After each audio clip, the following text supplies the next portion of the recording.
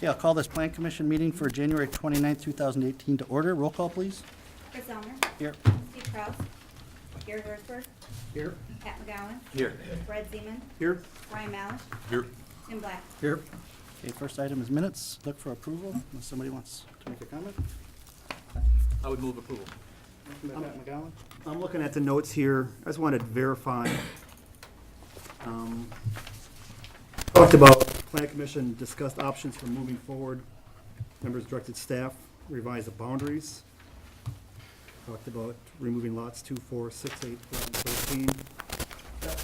We didn't vote on that. That was There was a vote. I watched the tape. There was a vote, so the motion by Richburg, seconded by McGowan, is an accurate characterization of what happened. But just to clarify, Brian, the vote was to have this meeting. Correct. The vote was not to remove those. No, that decision is yet to be made. Very good, okay. Yep. Okay, so we have a motion by McGowan. Do we have a second? I'll second the motion. Second by Gary Hertzberg. Any other comments? Okay, I'll call it the question. All in favor, say aye. Aye. Opposed? Ayes have it. Public comment. Is there anybody here who would like to address the commission on anything that's not on the agenda for this evening?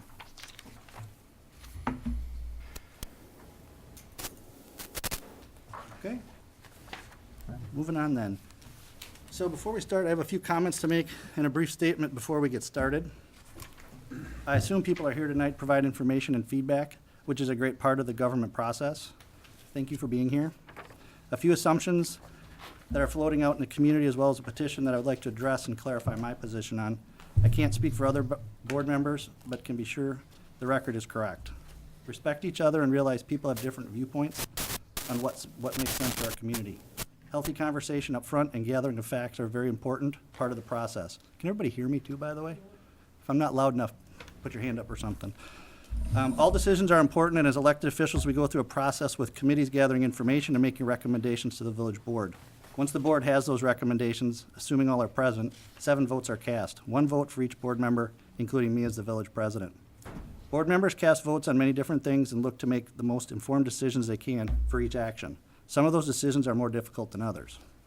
One of the hardest things for me personally is when people make assumptions based on fictitious information or what they think you might or might not do based on a comment you may have made. Or that you have a hidden agenda, which when you hear it for the first time, makes you think, where did that come from? For example, and right now there's things that are out there that are just floating that I just feel that I need to address. Hopefully people will see this on TV and other places. There's a petition that's out there by a group called Keep Northern Dane County Rural. I don't know who started the petition or who's behind the petition, but I'm sure there's some Waunakee residents and residents from elsewhere too. Some things that are being stated in there that I think are important for the village to understand and its residents. This is a comment that was made in the posting. The village has a new interest in demolishing the American Legion Post 360 building for senior housing, which does not seem right or fair to local veterans. To be clear, the village board has never had any discussions and has no intention of demolishing the American Legion Post. As a matter of fact, nothing has even been presented to the board or any committee with regards to this matter. The American Legion controls their land, and if they choose to sell to a developer, that is their choice. I think they've more than earned that right. To imply the village wants to demolish the Legion and disrespect our veterans is plain false and frankly offends me. Another thing, our village board has had very little change in the last few years. For the first 7 years I was on the board as a trustee, we had 2 members change. When elected village president 3 years ago, it was as a result of one of our community leaders falling to a deadly form of cancer. You may know that person was John Lobmeyer. Since then, Bill Ranum and Sam Balwick are new to the board. Change is healthy and is a constant on our committees. We have change in all of our committees every year. The village board, school board, etc. Change can be a good thing, albeit difficult for some, if it is for the right reasons. Another thing that's out there, the village wants to demolish structures and affordable housing and displace businesses. We have homeowners, business owners, that may be willing to be sellers. If a property owner wants to sell their property, it would and should be their right to do so, meaning the owners of those homes, Hovde purchased or that T-Wall may purchase, have a right to sell their property. Once sold, The new owner has the right to assume that property and propose what they would like to do if it is different than the current use. That is why we have zoning laws in our community. We have processes in place where public opinion and input are all part of that process. It's scrutiny in front of this body, and if approved, goes before the village board. Each plan commissioner and each board member gets one vote. Ample opportunities are given for public input. As far as affordable housing goes, which is a hot topic in the community, we're always looking for ways to find opportunities to make all of our housing affordable. Finding common ground on what is affordable and what is not is challenging. I invite all our citizens to reach out to board members, village staff, or me with ideas on how we could develop additional affordable housing. Parking in our downtown has been studied for many years with different recommendations. The Plan Commission and Village Board continue to look for options that make sense for the community. Lastly, from a website by the name of Niche. This website does a ranking of towns, villages, and cities in the state of Wisconsin. Waunakee ranked number 12 in the 2017 ranking, which I think was actually for 2016.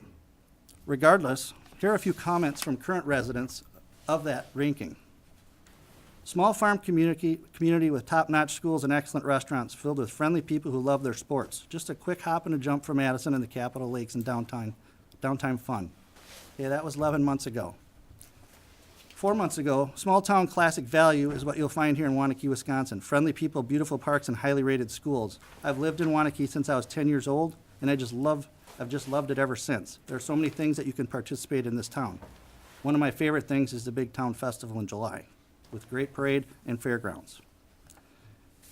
Then we had 3 days ago. While the schools are good, the village continues to destroy farmland. No, the village is not destroying farmland. Okay? Developers who purchase those from the farmers, if the farmers choose to sell them, are choosing to build things in our community. Into one of the, so demolish, and then continue to demolish affordable housing to turn the community into one of the only wealthy families and to grow the tax base. I was raised here and still live here. There used to be way more local businesses on Main Street, but when all the wealthy areas were starting up for the rents, I'm reading what they're saying. We're starting up the rents, got so high that the small businesses couldn't afford them anymore. The village government is mostly made up of folks who haven't lived here that long and are wealthy. One of the things I will share is I don't know how wealthy our board members are, okay? I don't know how wealthy our current President of the United States is, because he didn't share it, okay? But what I would say is that our board members, to date, Steve Kraus has been here for 24 years. Gary Hertzberg's been here for 20 years. Susan Springman's been here for 21 years. Bill Ranum's been here for 25 years. Phil Willems, I'm not sure the exact time frame, but it's well over 40 years. I've been here for 48 years. And Sam Ballwig, Sam didn't get back to me, but Sam was born and raised here, I believe. So he's been here for his entire life. So the comments that are made on our social media is what I'm really wanting to make sure that there's facts out there in the community and for you to all go and get those facts before making your assumptions. While I respect people's First Amendment rights, people can say what they want to say. It's important to ask questions before making false statements. I can't speak for the other board members, but I know that I have an open door policy to everyone and welcome your comments, questions, and opinions. With that said, I'd like to make a statement. Last week I received a call and question from Roberta at the Tribune about the American Legion property. A company named LZ Management has had discussions with the American Legion about potentially purchasing the Legion property. My brother Brad and nephew Dan are affiliated with LZ Management. As of Thursday this past week, the American Legion informed Todd that discussions have taken place between LZ Management and the American Legion, but nothing has been signed. Roberta asked me a fair question. She asked me if I would be recusing myself from discussions and a vote on the creation of TID 8 because the American Legion property is proposed to be located in TID 8, and a company my brother and nephew are affiliated with could potentially purchase the Legion property. Initially, I told Roberta that I would not recuse myself, but upon further consideration, I have decided that I will be recusing myself from any further discussions or votes for the creation of TID 8, the determination of the boundaries for TID 8, and the project plan for TID 8. My recusal will apply to my membership on the Plan Commission and on the Village Board. Also, the Village Board will need to appoint a different Village Board member to the Joint Review Board for purposes of TID 8. The reason I'm recusing myself is simple. I am doing what I believe is best for the village. I want to avoid, and I want the village to be able to avoid, the perception, incorrect as it would be, that my votes on the Plan Commission or with the village board with respect to the creation of TID 8 or the boundaries of TID 8 would be influenced by my brother's affiliation with LZ Management and its potential dealings with the American Legion. The best way to do that is to recuse myself from the process. Also, to be clear, if TID 8 is created with the American Legion within its boundaries, and if LZ Management ultimately approaches the village seeking a development agreement or some form of approval because it has purchased the Legion property, I will also recuse myself from that process. Before I step aside, I just want to say that I'm glad we've had such an open discussion on these topics in the community. I'm glad that there's been so much public participation in the process. And I'm confident that the Village Plan Commission and Village Board will reach reasoned decision in the best interest of the village, no matter what those decisions may be. So as I'm recusing myself, we're going to be starting to talk about these things. We'll need the Plan Commission to recommend a chair. Correct. Make a My motion in absence. a second. I would move that Gary Herzberg be named chair. Second. Do I take this? No, Gary can take the vote. Okay. All those in favor? Aye. Opposed? Okay. I will now take over the meeting. Thank you, Chris. And is there any public comment on any issue that's not on the agenda tonight?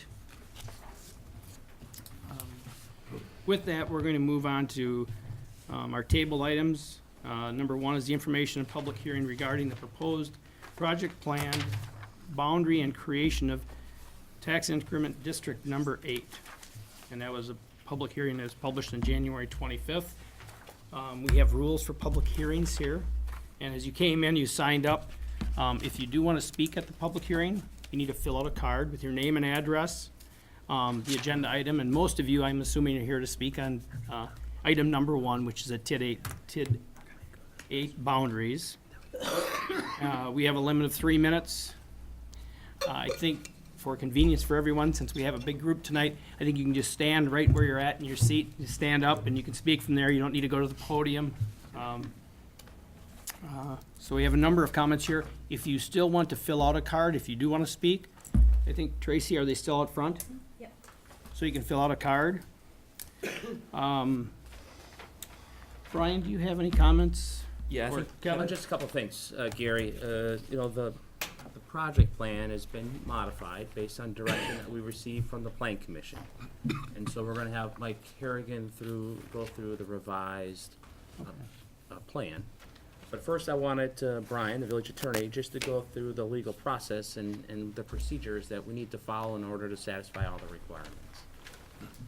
And so just, I mean, what we're going to be doing tonight as a plan commission is potentially making a recommendation to the village board on the creation of the TIF, the boundaries of the TIF, and the project plan. And so you all will have the opportunity to kind of work through those different issues. You know, saying what, you know, collectively or separately. The other thing that I would add is, you know, what the law requires is that the public hearing that we had at the January 8th meeting. I think it's a good idea what we're doing tonight. We're having another public hearing. This is being, the village wants to have this public hearing. This public hearing was not required. And just before the meeting started, I got a few questions from folks outside, and there was a little bit of confusion regarding, you have, part of your packet tonight is a number of letters that were returned to the village from property owners. And the reason why we have that part of the packet is, and Mike, correct me if I'm wrong as I'm walking through this, so we had the public hearing on January 8th. As part of that public hearing, at least one, if not two property owners came to the Plan Commission and said, hey, we'd love to be within the boundaries of this TIF district.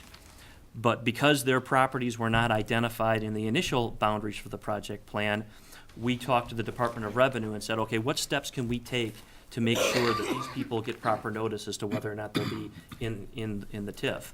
Department of Revenue said, look, we want you to send them a letter. Because we want to make sure that they have notice. And the one other thing that we asked them in the letter is, we're giving you notice that you can be included in the project plan if you want to, and then let us know what you want to do. As far as I'm aware, every single property owner that we sent notice to returned that letter to the village and said, thank you for, yes, I now have notice of this, and yes, I would like my property to be in the TIF. And my understanding is, generally, that is properties that that are on the north side of Main Street that were not initially in the TIF, but you had asked, the Plan Commission had asked us to contact those folks. So those were what those letters were about, and the reason that we sent them was based on conversations with the Wisconsin Department of Revenue, which is the state agency that handles TIF. I think that's. That's it. And so Gary, we would suggest to have Mike make his presentation on the revised project plan, then we would open up the public hearing. All right. Go ahead, Mike. Thank you, Mr. Chairman. First, do all the planning commissioners have a copy of the latest? No, I was waiting for your latest and greatest.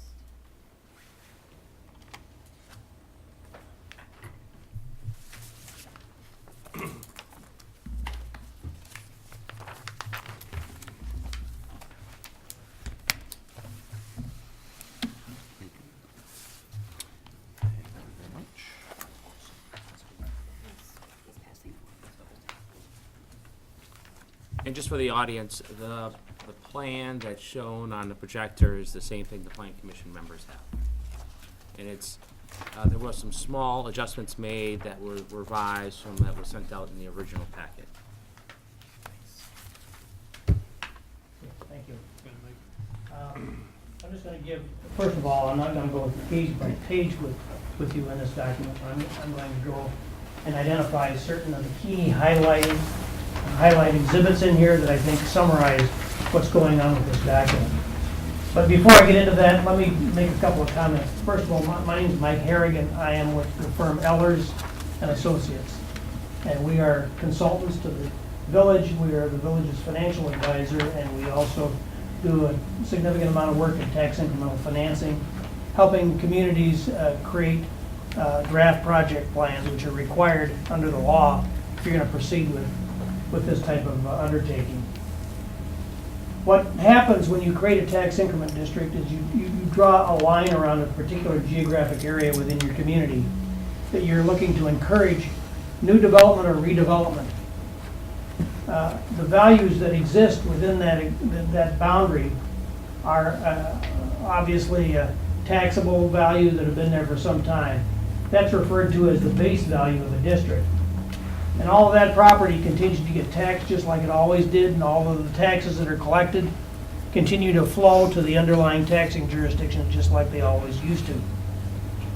The difference is that when there's new development then that occurs within that boundary, that property is also taxed at the same rates as everybody else in town, but instead of those taxes going to the underlying taxing jurisdictions for the life of the TID, those taxes are captured by the village, deposited into a tax increment fund, and used to pay the costs that were necessary to encourage the new development to happen. So that's what this whole program is all about. Now, in this case, again, a tax increment district is not a commitment by the village to go through with the plans that are in it. Those are actual decisions that get made subsequently by the village board. What this does is it sets up a program that allows the community to proceed further if it should desire to do so.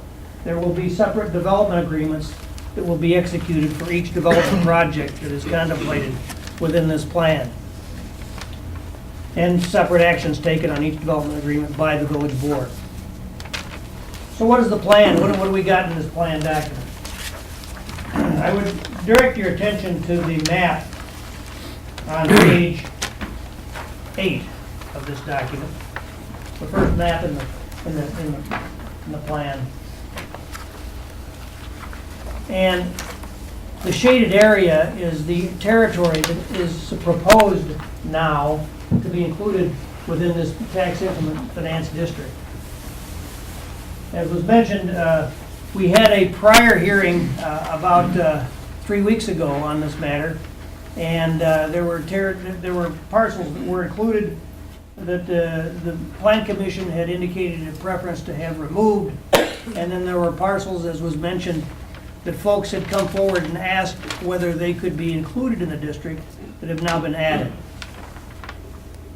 And so this represents what's proposed. If you go to the next map, the next page, each one of these parcels has got a separate number on it. Those are all the separate tax key parcels located in this district. And there's also a blue line you'll notice here around a broader area. There's an original tax increment district number 5 that exists in this community. And the territory that's in TID 5 is indicated in blue. This would be referred to as an overlay tax increment district. And I'll get back to that in a moment. For those that want to see the specific parcels and which parcels are included, there is a table on page 12 of the project plan.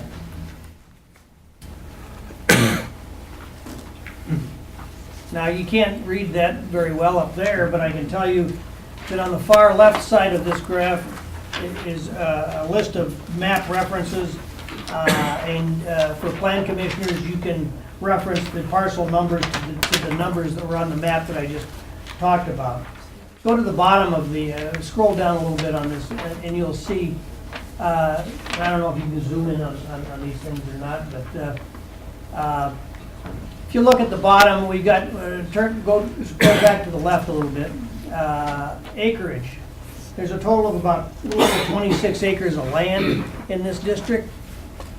And the value that's there today, if you scroll to the right, you'll see a yellow shaded number. So all that land is today worth about $15 million, all the land that's in there. That's what I referred to before as the base value. Like I said, that value is going to continue to get taxed, and all the taxes there are going to continue to flow to the underlying taxing. That's the assessed value? It's the equalized, meaning it's what the fair market value is. The assessed might be a little lower. Thank you. In fact, we have the assessment. It's just, if you see a number in that column over toward the left there, the 13,523,000 number there, that's the assessed. And the equalized is the 14,953,000. Okay. So that's the territory that we're talking about. Now, what's been proposed, I would like to ask you to take a look at another map on page 19.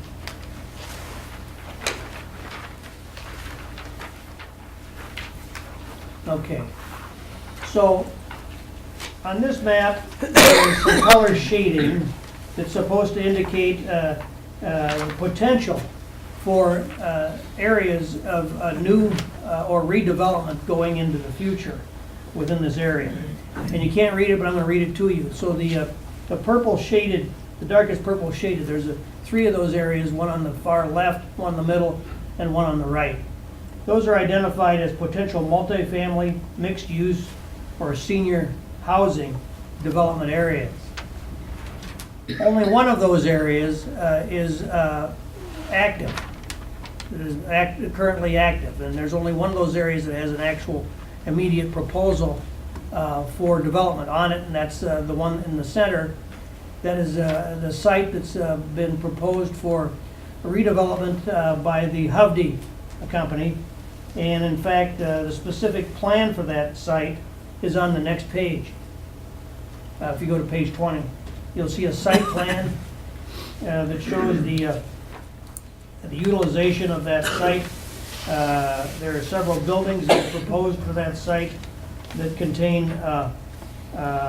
both commercial and residential development on that site. There are elevations of the project on the next several pages. Perhaps if you could take a look at the renderings on page 23, 24, and 25, give you the best idea as to what this is really going to look like in real life on that particular site. This is the site that is being proposed by the Hovde company. The president of that company is here tonight and is able to speak to questions specific to that particular project. If you could go back to the map though, on 19.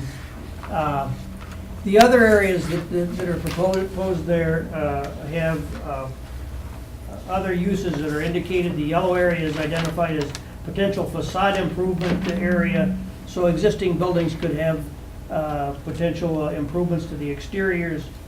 Rehabilitation or redevelopment of those areas is a potential. The green area that's been identified over to the right is potential parking with mixed use. We've got some area that may be dedicated for stormwater management and some street reconstruction. The stormwater is in the blue and the street reconstruction's in the gray. So those kinds of uses are what are contemplated generally relative to land use. The area to the right, which is the blue, again, purple-blue shaded area, most folks know as the Legion site. As was mentioned earlier by the village president, there is no immediate plan for that, but there had been discussions by a potentially interested developer, and those discussions had suggested senior housing for that location. Again, that would require them to actually negotiate with the Legion to come up with a plan for that, and then secure permission from them before they'd come to the village and seek to have a deal executed. The other area on the left is an area that changed, because that was an area that was proposed to be larger. It's been basically cut in half because it had extended further to the south by the same number of lots that are represented by that purple shaded area. It would be up against Second Street. Yeah.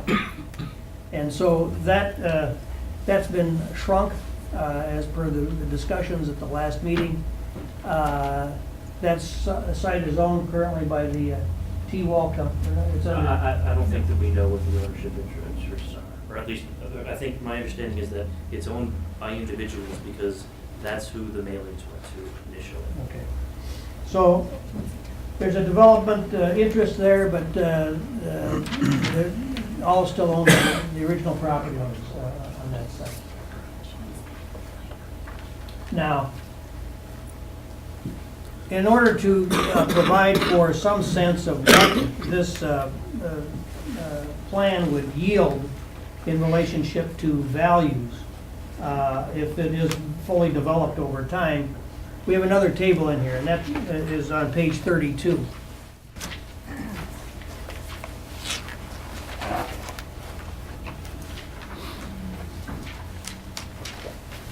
Next page, there we are. So each one of these columns has identified different potential project indications and generally the areas in which they could be located. The only one, as I said before, that's more definitive and that has a specific proposal pending for it is the Hovde mixed-use project on parcels 50 through 59. And we've got an indication of an estimate of potential increase in value that could occur if these projects eventually were to move forward. This estimate that's in that first column is a very specific estimate based upon estimated costs and incomes in that project. So we're very comfortable that those numbers are close to realistic in this case. So approximately, ultimately, when the project is completed, about $17 million of additional value. The other projects, again, are estimates based on general potential concepts. And in the case of the one for parcels 1 through 7, that's that purple area that we talked about. To the left side of the map that we talked about, potential two-story townhouse was just the concept plan. There's no specific plan for that, but the estimates provided by staff indicated about a $5 million value. Other areas would be the senior housing potential, which is the site on the far right side that I talked about, potentially $8.5 million, and then other values throughout the district collectively, which would have a value of about $5 million, for a total, after we deduct the base, which continues as indicated, the $5 million base for those areas is about 29 million of additional new construction that could occur. To give us an idea of what the actual dollars would be generated by each of these projects in taxes, turn to page 33 and 34. So this is page 33, and this is just reflecting the estimated taxes that would come from the Hovde project by itself. And so that roughly $17 million of value netted after the base value is deducted gets us the taxes as projected in the green column. Over time, over the districts, by the way, a district can stay open in this case, given the type of district it is, for a maximum of 27 years, or whatever it's paid its cost, whichever is sooner. So over a 27-year period, the taxes generated at the clip of about $350,000 to $400,000 a year would be about $10 million in taxes that aren't being paid today in the village of Waunakee. That's what's referred to as the increase or the increment in taxes. If you go to the next page, this is the overall district, and so we've included not only the Hovde project, but also the other projects. In the first column, you see the value added is that $29 million, and then if you multiply that times the tax rate, you get the taxes in the green column, which together would be about in the range of $700,000 plus a year, for a total of about $18 million in taxes. So those are the revenues that could be generated, and the thing then that would be the question is, what are the costs that the village would have to invest using the dollars generated by those revenues to make this development occur?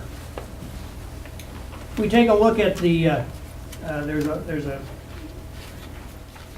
list of costs that have been identified on page. We'll just use page 31. I think it's the closest.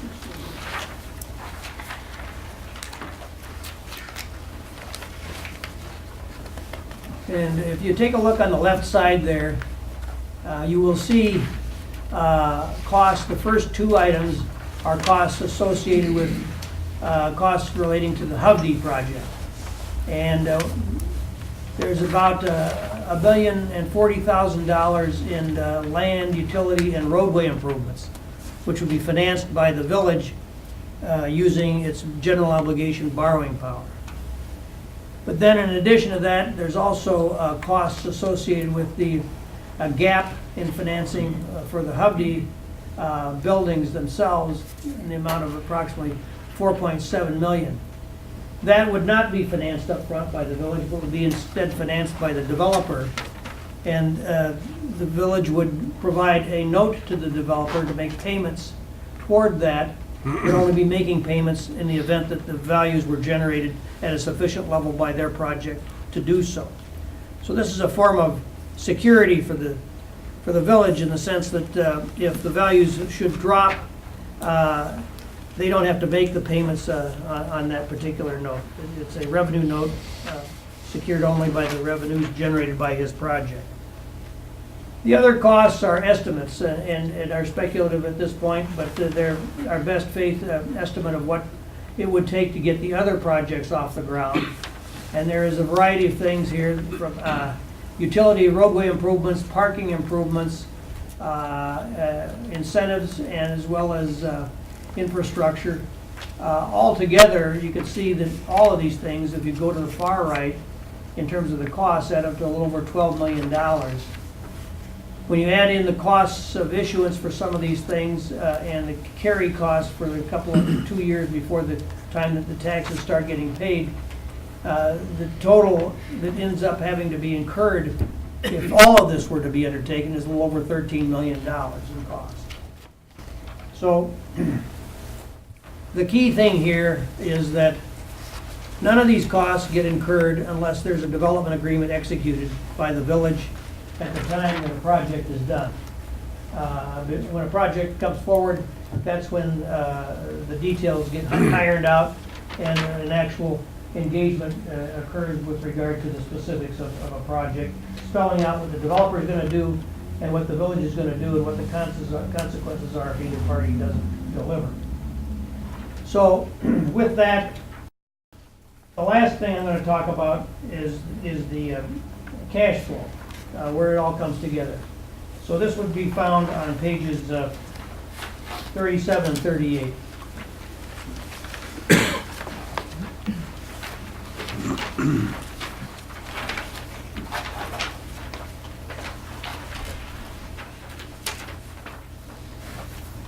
Wait a minute, I'm gonna go, let's go to page 35 and 36. I had the wrong sheet. So, this is page 35. This is the cash flows, and again, it's a little hard to see because it's as small as it is on that screen, but I will talk you through it. What this is just this just looks at the Hovde project, because we know more about that one than we know the rest of them at this point. We got very specific about it. We want to make sure that that project could cover its costs if the village gets involved with it. So on the first column on the left, we've got the revenues that I explained before. You'll remember they were between $300,000 and $400,000 a year. There's some other miscellaneous revenues that'll be coming in that I'll describe in a minute. Total revenues are indicated. And then we've got the principal and interest on that general obligation bond, which was the first one of $1,170,000. And then the payments on that municipal revenue obligation note of the $4,763,000. The key here is that the revenues have to be higher than the expenses every year, or break even. And so if you take a look at the last, the third column from the right, you'll see the annual cash flows are on a break-even basis through the year 2029. The key there is that that column that's right roughly just to the left of center is the developer's payment. If for any reason these revenues aren't sufficient to meet the payment, that number gets reduced so that we always stay in balance during this period. Based upon these projections, this project would cover all its costs and be able to completely finish its expenditures by the year 2038, which is about 9 years ahead of the maximum life of the district. So that's just for that project. Go to the next page. This is the same kind of spreadsheet, but just adds additional revenues for the other projects that would come in, as well as the other costs. So in the very first column on the left, we've got that's roughly $700,000 in revenue. We've got the two columns for the Hovde project, but then also columns for all the other obligations that would be incurred. And if you go to the far right, you will see that with those additional projects, it does cover the costs with some positive balance each year. And we still are able to close the district early, but not as early as if we only were doing a single project. This would take us through the year 2043 and would be about 4 years ahead of the maximum life of the district. So anyway, that's a very, very quick, probably longer than you wanted, but quick overview for me of this program. So I'll end my presentation and answer questions, Mr. Chairman. Thank you very much, Mike. Brian, should we just open public hearing now? If you'd stand at your location, speak from there. Again, I'm just going to go through the way they handed to me here. We asked for a minute of 3 minutes per speaker. We'll probably have quite a few speakers here, so if you can keep your responses brief and move through them. First one tonight is Linda Ashmore at 114 South Street. Linda? I was kind of debating, say, opposed or undecided. And I think part of what was explained tonight helps a little bit as far as that you're not necessarily approving the projects, but the TIF will bring all these projects in. And what seems to be coming in is a lot of apartments and, big housing units on Main Street, which I don't think Main Street really supports it traffic-wise, and also schools. I mean, if you're getting 200 units or however, what impact is there on the schools? Because we're getting you're still gonna be taxed at that lower rate, but you don't see that money, the extra money, until later, from what I understand. Is that correct? What happens is that during the life of the district, the taxes from the development pay for the costs of development. So you're not going to see any reduction in your tax until after the district closes. But you also don't see an increase. No increase, though, either, to pay for the schools. What happens, the interesting thing about this for the schools is this. It gets a little bit complicated because of the fact that it gets involved with the school aid formula. But let me just tell you that under the Wisconsin law, taxation for schools is very much impacted by the school aid formula. And the school aid formula is driven by the tax base. So the more tax base you have, the less school aid you get. During the life of a tax increment district, the school aid formula ignores the value of increment that comes in. In other words, it's keeping your aid higher than would otherwise be if you didn't have a tax increment district in existence. And when the district closes, the school aid formula recognizes the additional value, and your aid drops by the amount of additional taxes that you're generating. So tax incremental financing is actually neutral for the school tax. It's the other taxes that will be reduced at that point in time. Anything else, Linda? And I guess I have one more question, because my understanding is that a TIF district is created, and one of the big question is, would development occur without the TIF district? And we've got this wonderful school district, we've got proximity to Madison, and maybe it would. I mean, it's a lot of money the village is investing for the developer, so it's just a concern. Mike, comment? Your observation is a very important one. What you just referred to is something that under the law is called the but-for test. I should have touched on that, so I'm glad you brought it up. But that basically says that you shouldn't create a tax increment district if you can't make the determination that but for the use of TIF, the project as proposed would be unlikely to happen. Now, that's not to say that no development would happen. What tax incremental financing is encouraging, is providing a community an opportunity, is to try to get the type and the quality of development that it wants. And so, in this case, a good example sometimes would be, you may have a parcel where you certainly could attract development. Maybe you'd get and I'm just picking on a storage facility on a corner. It'd be very easy to put that in a lot of places without any aid or assistance. But if that isn't really the plan for the community, as in terms of the quality and the type of land use that they want,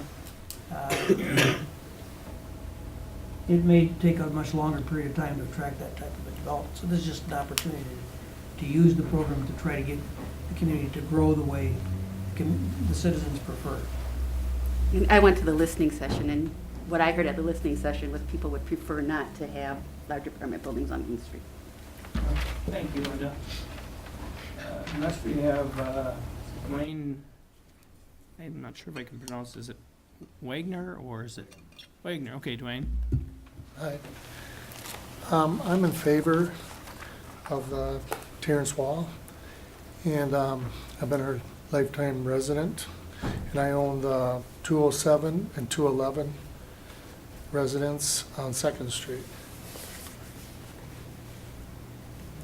And then she said about something about traffic in that. Main Street's always been at traffic.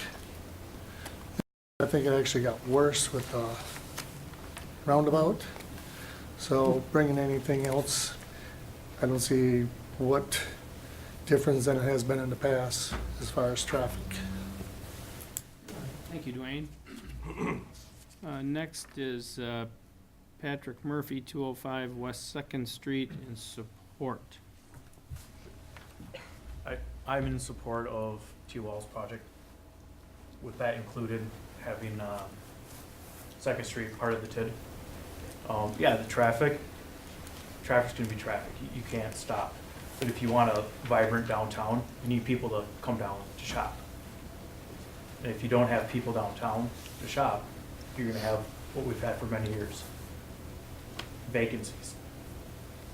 The more people that live downtown, the more people are gonna shop, the better our downtown will be. So I'm in favor of it. I think it's a good deal. I think it's great for Waunakee, for the downtown. That's it. Thank you, Patrick. Next is Mary Murphy, 213 Bacon Street, in support. Hi, Hi, Mary Murphy. Many of you know me as Molly. Most of you don't know I'm Mary.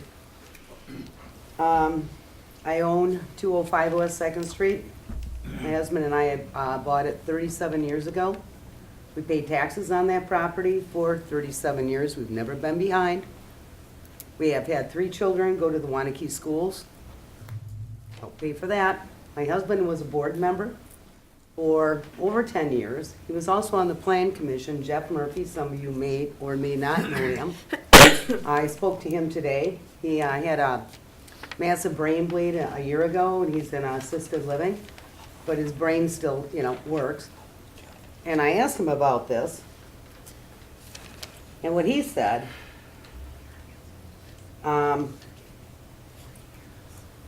when I asked him, and I was telling him, what was going on, they took our property off of the TID. He goes, well, that's just not right, and I told him some of the, other things that I had heard.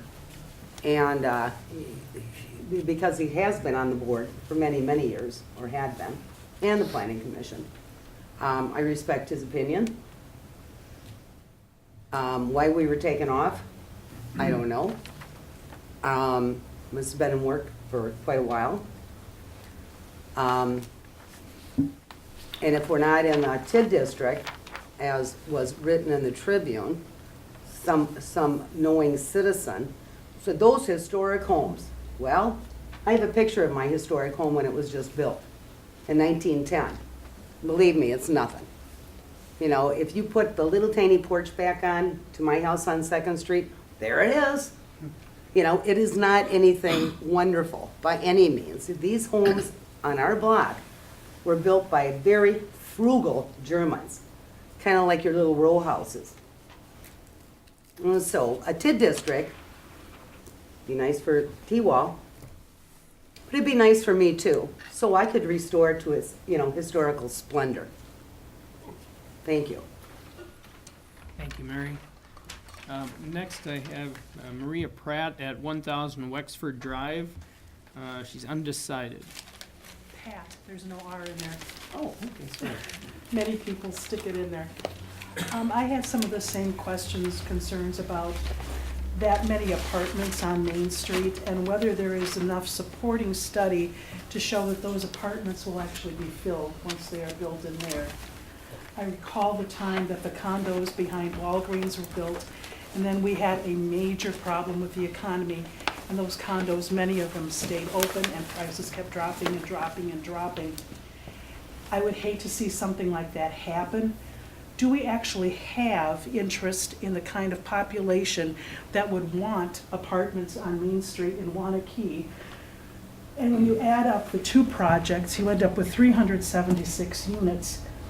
Chances are very good that people will have 1 or 2 cars for each apartment. Where will they be? Where will they go? If you've got senior housing in there, how do you get senior citizens crossing the street from side to side with that kind of constant traffic? Traffic on Main Street has always been horrible. Whether the roundabout helped or not, I would have no say in that. I avoid the roundabout when I can. I don't like it. I think there's a better place for one, but we won't get into that. My questions just basically deal with are those apartment buildings best located on Main Street? When we have more land in the surrounding subdivisions that could possibly better support that?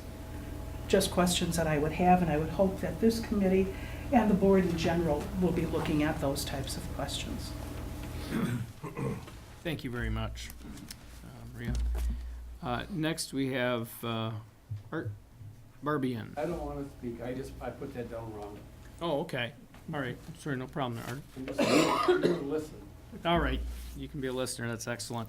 Next, we have Terrence Wall, T-Wall Properties. I've got a couple boards I'm gonna show you. Sure, T-Wall. I apologize if I go over the time, but let me know. You're fine. Cut me off or grant me extra time. First, I just want to say that we came with a conceptual concept, very rough, to the Planning Commission, and we received what we thought was some favorable feedback, although there were concerns and questions. So we are in the process right now of actually working with our architect to address those concerns and questions. We're making changes to our very, very rough proposal to develop a more finite, specific proposal that we would actually officially submit through an application process. One of the things we heard was some questions about having 4 stories on the residential side, 2nd Street. So we are having our architect reduce that to a plan that kind of looks like these, and unfortunately, these are older homes on the Isthmus. But it would basically, on 2nd Street, we're looking at something that would look like individual houses, 2 stories with a 3rd story in a gable. You see the window in the gable there, with balconies and porches and walk-up units. And these would be homes that are connected in the back, but they're looking like individual houses on 2nd Street. So they'll look like single-family homes. So that's what our architect is working on right now, so I just wanted you to know that we did hear the concerns, and we're making changes, as we always do in our proposals, and we'll come to you with a specific proposal that you can then, you can choose to give us feedback, you can shoot it down, or you can approve it. We're happy to try our best to accommodate your interest. The next board, just another example of on the right, there's a one with two individual staircases with an upper balcony, again, windows in the gable. So that's gives you an idea of what we can do in a creative sense on 2nd Street to make it look very much like single-family housing. The units there will have direct access to the ground level of the street. Secondly, I want to comment about the comprehensive plan. We did analysis of your comp plan. I just want you to know we did a point-by-point analysis, and not only do we comply with your comprehensive plan, but actually we help you achieve the goals stated in that comprehensive plan. There's not time to go through that point by point, but rest assured that we're actually helping you achieve those goals. Fourth, I want to just comment about the process that we've been going through. In terms of notices, I just want to highlight for some of you who weren't at the other Plan Commission hearing. We were lucky, our employee, we watched this stuff, we watched the public hearing notices. We were lucky our employee was, saw it, we were able to have somebody attend that. But the other property owners on 2nd Street were not given a separate notice. They were under the understanding, based on the original map, that their properties were included in the TID, and so therefore they didn't have anything to worry about. And so they weren't, they weren't given specifically a notice about the possibility that they might be taken out. Now I understand, as Brian pointed out, that property owners north of the Main Street were given not only a separate specific written notice, but they were actually talked to or called and met with personally by village staff, and they were actually asked their permission, would you allow us to include you in the TID? That process that the village established for those properties north of Main Street was not utilized at all for the properties south of Main Street when those properties were removed from the map. And so, while Brian will tell you that, those notices and all that extra effort is not required to remove properties from the TID, I will tell you that your village established a separate new process. And so in this TID, you really have a real question here that, the village has used one process for one set of properties and a no process with the properties that were being removed. And, quite honestly, it made a lot of people suspicious. It made people lose a little faith, a little trust in this process. And so I just wanted to highlight for you and make you aware of that. that you'll hear a lot of that, I think, tonight, of property owners that were not notified that they could be removed from the TID. So, and lastly, I want to just comment about the boundary. One is that we would ask you to include, TID, in TID here, the new TID 8, that the properties on Second Street be included in your resolution. If you make a resolution tonight to include specifically those properties, you have the right to do that. And really, it gets to a question of fairness and equity and transparency. But also, more importantly, if you don't include those properties, then we can't bring forth a proposal that you can then look at and review and decide what you want to do. If you do include the properties, well, then we can bring a proposal from you. You can still shoot it down. We're going to be here many, many times in the future. But why take away your options? Why remove that from your right to consider something there? If you don't like it, reject it.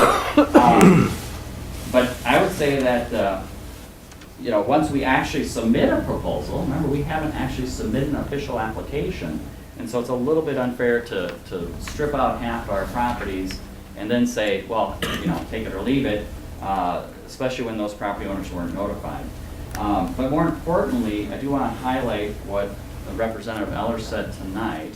And he pointed out, and I think that's one reason why Ellers is so good at this, is they're fairly conservative in their proposal and their analysis, their financial analysis, so that you hopefully can beat those projections and be more successful than the original projections. But our development alone would equal more than 50% of the value that he just told you about tonight for this new TID district. So think about that. I mean, our proposal is not in that analysis, okay? So think about the benefit that we could bring to this TID, and you want success right out of the gate when you establish a new TID. It's so important to have success early on versus, say, 20 years from now, when there's very little increment left. I would also say that you talked about, the village, and correct me if I'm wrong on this, please, but talked about the village making a loan or a note to the developers, and so if the values were less or something, then the payment is reduced. I think, and tell me if I'm wrong on this, but that means then that the village would have to write the check from taxpayer funds to make up that difference, right? No, that's not correct. Okay, that's what I'm wondering. No. So, No, the way this works is if you're the developer, you raise the cash and you put it in, and then we just issue you a note, and the event that the development value is there, you can use that cash to service your own private financing or your equity. and that's basically the payment of the real estate taxes, right? The payment of the real estate Right. taxes will be used to Right. support that note, yes. Right. So what I wanted to encourage you to do as a village is that instead of putting the taxpayers at risk when you use TIP, is to make the developer go get his own bank loan. Which is And for the what I TIP. was talking about. Yeah, thank you. So that wasn't sure, that's why I said, please correct me. But I encourage you to make the developer get the bank loan, put the developer at risk, don't put the taxpayers at risk. If the values come up short, the developer has to write that check. And I've done that before with other municipalities where I go get the loan and I'm at risk for the TIF loan. And that way, none of the taxpayers, the village would not be at risk. And I think that's a very good, as he's proposing, a very good strategy to use to keep the village from having any risk at all on this TIF district. So in conclusion, I'd just like to say that if you include the Second Street properties, really you have nothing to lose, right? You have nothing to lose, but you have everything to gain.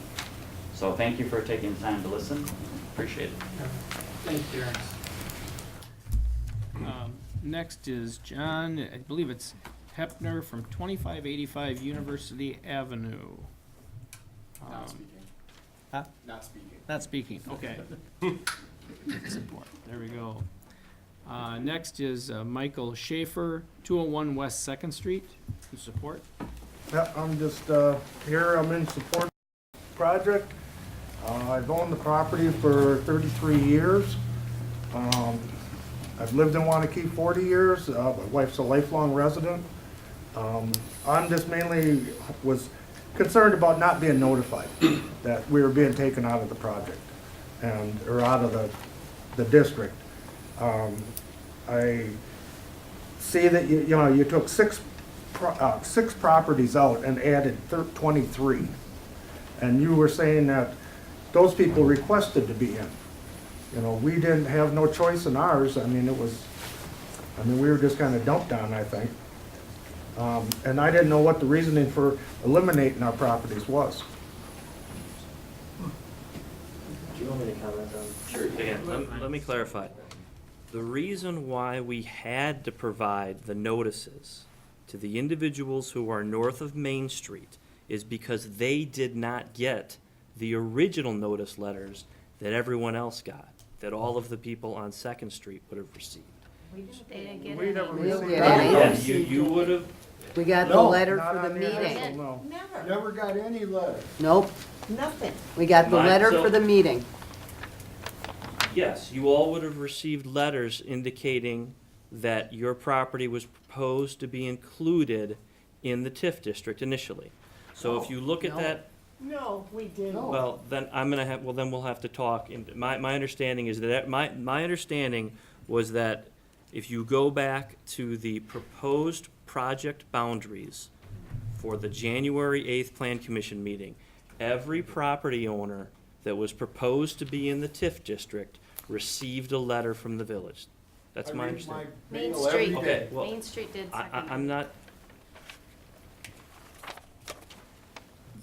Initially, all of those properties that were on Main Street that are now identified in this new map were not proposed to be in the TIF district. So those Main Street properties, when you go from January 8th project plan to today, they were added. So they wouldn't have received the initial letter because they were not proposed to be in the district. We were given a process to follow by the Department of Revenue to give notice to those individuals based on the fact that they were being contemplated to be added. We will go back and check, because my understanding was everybody who was proposed to be in the district initially would have received a letter from the village indicating that their property was proposed to be in the district. So we'll look at that issue. But I just want to explain why that the second set of letters were set out. And the only other thing I would add is, I mean, we certainly don't want to argue with any property owners. We certainly have no desire to not share information with property owners. The fact that we're having this public meeting tonight, which is not required, I think shows how much the village wants to hear from the public.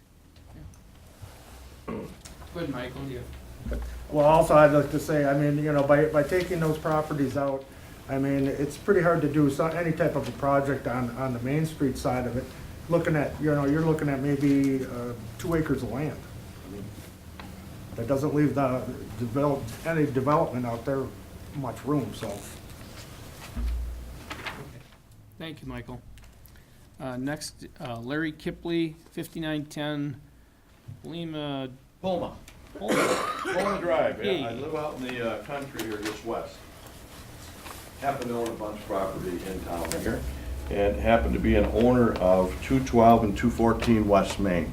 Healthy Glow Building would be one of them. You know, I come here, I listen, and I might be a little bit slower than the rest. I'm just trying to make sure I understand it, just to grasp things. I understand we're talking about T-Wall and his project. What are you voting on tonight? As I understand it, I'll throw this out just for clarification. It's my understanding that you guys are gonna vote about this TID district at this point. TID, TIF, I get a little, so is that what we're really talking about today? Yes, we're really talking, right, go So, ahead. yeah, so what the Plan Commission will be doing tonight is making a recommendation to the village board, like you said, on whether or not the TIF district should be created. If so, what the boundaries would be, and then what would the project plan be for the district. Now, there have been a lot of comments regarding proposed projects, and I think Mike covered it correctly. In other words, just as a TIF district is approved, no matter what the boundaries are, doesn't mean that a municipality is then going to move forward with the project cost identified in the plan. It also means that just because land wouldn't be in a TIF doesn't mean that a project won't go forward. But yeah, those projects that have been identified all have separate procedures that would be followed by the Plan Commission and the Village Board on those projects. Tonight, we're just dealing with the TIF district, the boundaries, and the project plan. Got it. So then I'll just go a little further. Tracy, could I get you, I'm sorry, could I get you to bring up the map just for, again, my, as far as to show Second Street in? I can't remember what number page that was on, maybe Mr. Eller. I don't have that in this plan. No, it was in the photo that was up earlier. Okay. I think so. I guess just so I make sure I understand things, and again, for the rest, what we're really talking about is locking down this TID district today. So if you guys decide that you allow Second Street to come in, again, if that's possible, the whole process has to be that they have to come back in front of the village to get approval after this. Then they have to go for zoning, correct? So this can be basic, if people are against this T-wall property, if that ends up being the case, there's quite a few procedures to go through to talk about how big the project is, how many cars it is. Today, we're just basically talking about the TIF district. Well, I'd say this, I don't want to focus on one particular project, because I Neither think do what you're I. saying is, Neither would do apply I. to basically any project, whether it's this municipality or another one, is, yes, there are separate processes that are in place for something like rezoning or other approvals that are needed for a development. Okay, so what was the reason Second Street was removed?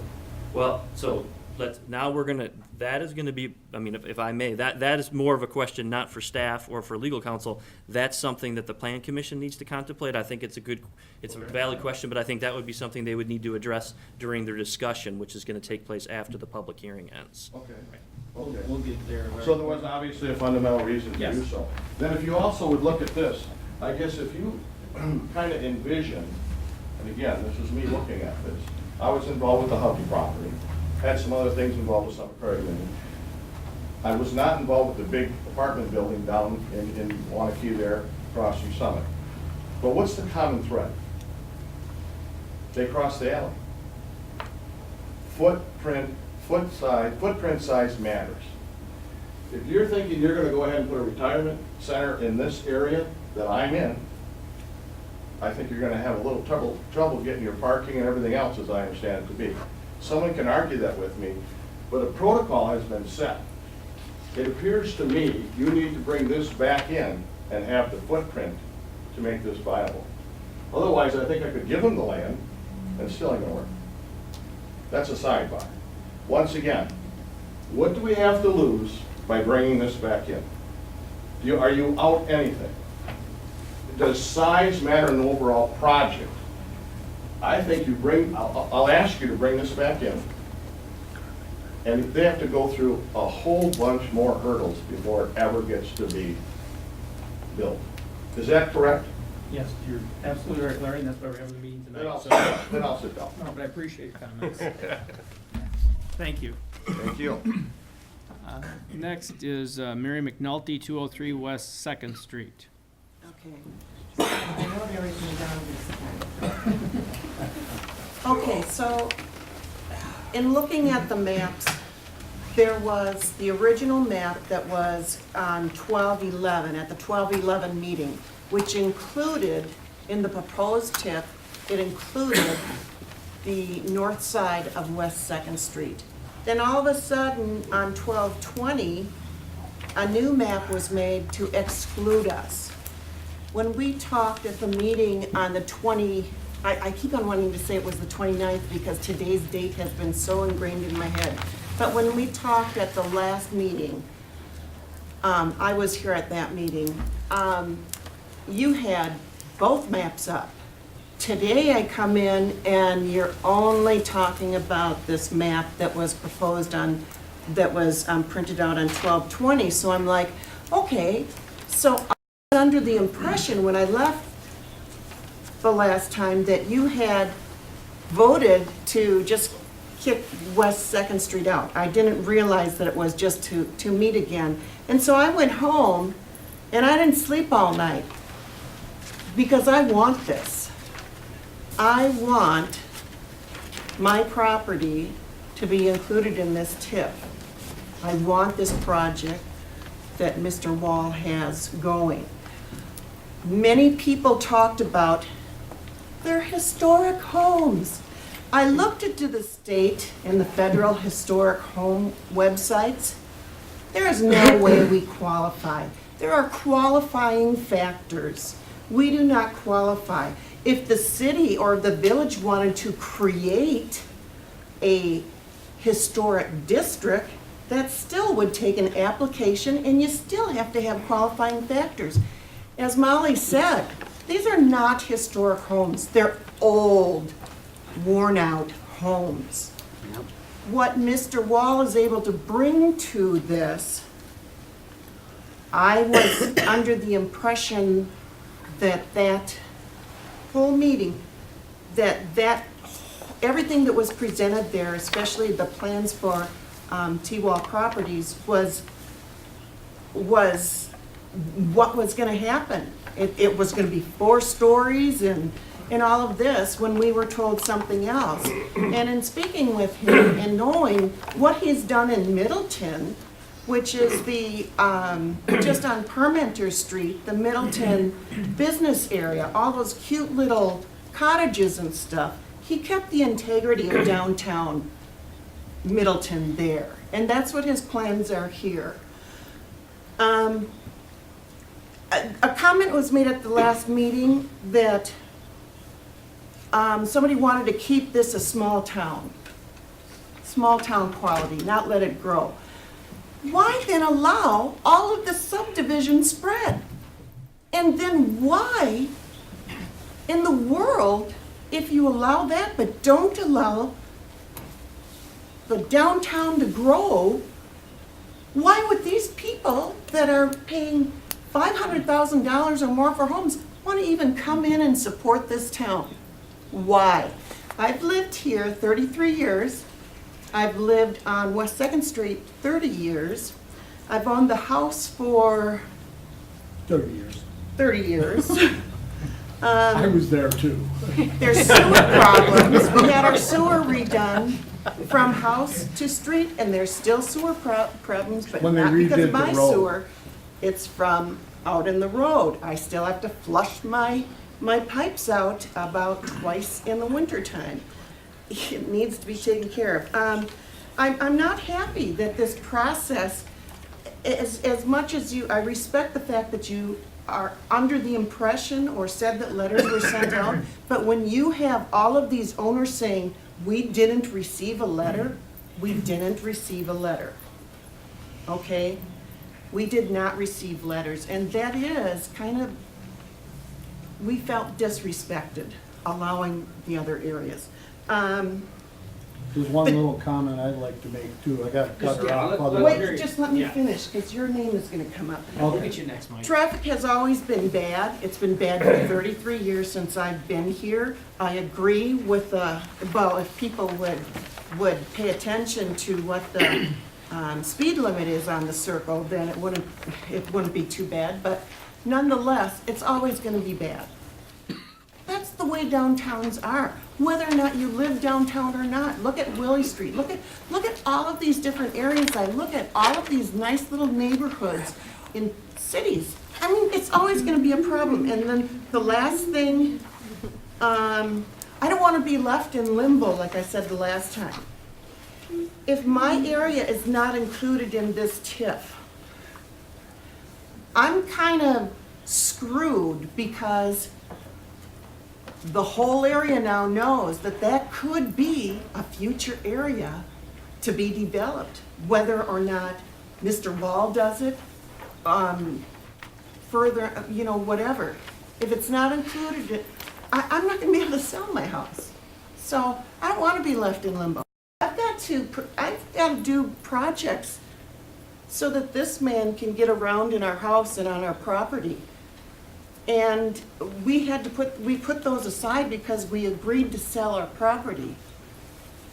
And I just really, thank you. Thank you, Mary. Mike? Yeah, I'll be quick about it. The one thing that bothers me is, number one, yeah, we didn't get a letter.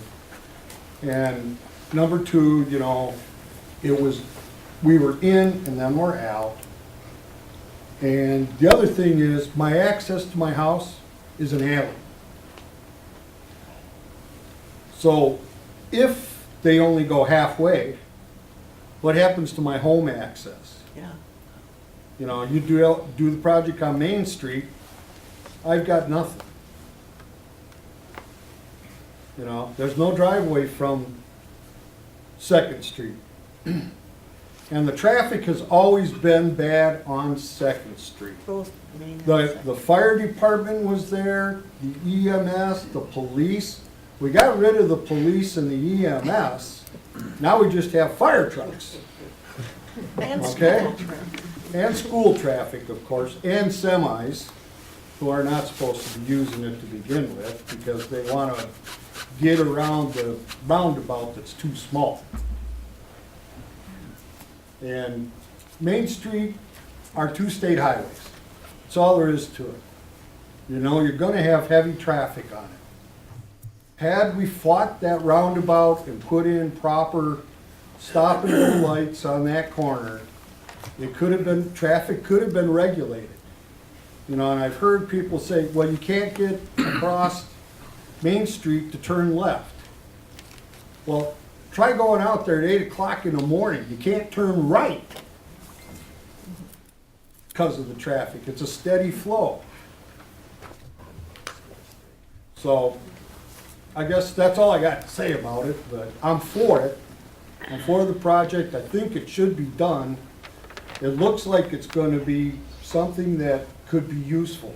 As for putting apartments out in the farm fields, we've already got the urban sprawl out there where Tierney is building beyond belief, you know. There's our farm fields being built upon. So don't go out and take any more farmland. We gotta have some green space in Waunakee. That's all there is to it. Thank you, Mike, I appreciate it. Sure. Last, we have Pat Malley, 409 Raymond Road. Hi there. Yeah. My name is Pat Molly. I own the house at 216 West Main Street, the Packer House. And when this whole thing started, I was under the assumption it was going to be just Main Street being developed. Well, then it turned into Second Street. And I understand why, because the only way you can do a development like this is to have that size. And I think everybody else has said, you know, here already, that if you're gonna do a project of this size, and you're gonna have parking, and you're gonna do it right, you need Second Street. And I'm in favor of 201 to 211 West Second Street being added to the TIF. This is a big project that's gonna be good for Waunakee. I wouldn't get on board with this. I wouldn't agree to sell my property unless it was a decent thing. So I'm 100% sure that it'll work, but only if Second Street is included. And I'm hoping that you guys will put them back in there, you know? Thank you. Great, thank you. Gary, just, I know there's questions about the notice requirements and whether or not property owners received notice. And our village clerk is in Hawaii on vacation, so I'm not gonna be able to get her to verify that tonight, that's for sure. But I do have a memo from Ellers, you know, on December 14th with a draft letter, and if you just let me punch in, Careful, it's touchy. it's really touchy, so maybe I'll get it, maybe I won't.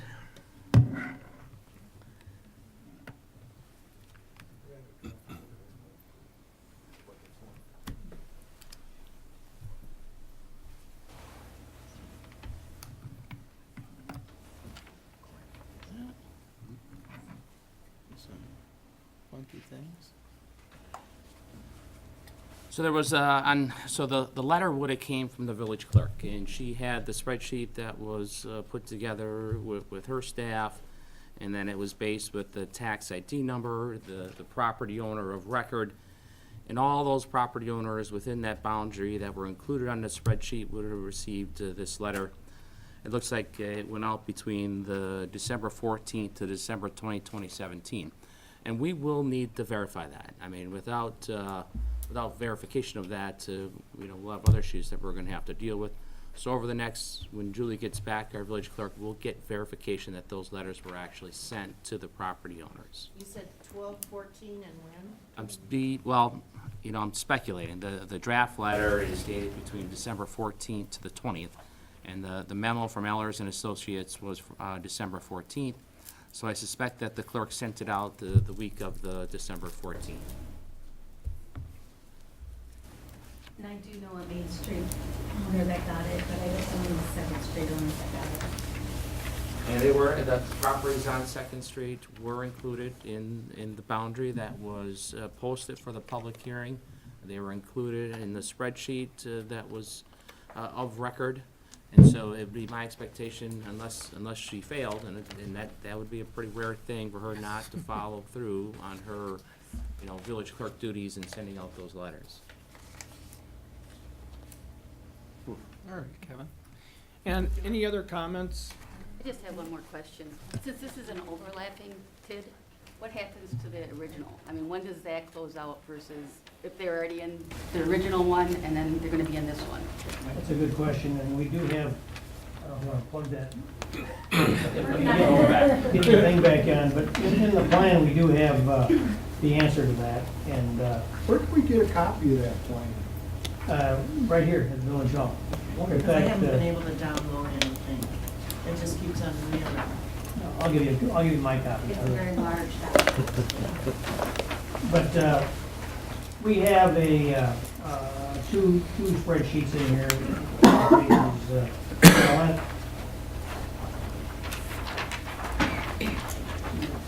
Would be 38, 738. Yeah.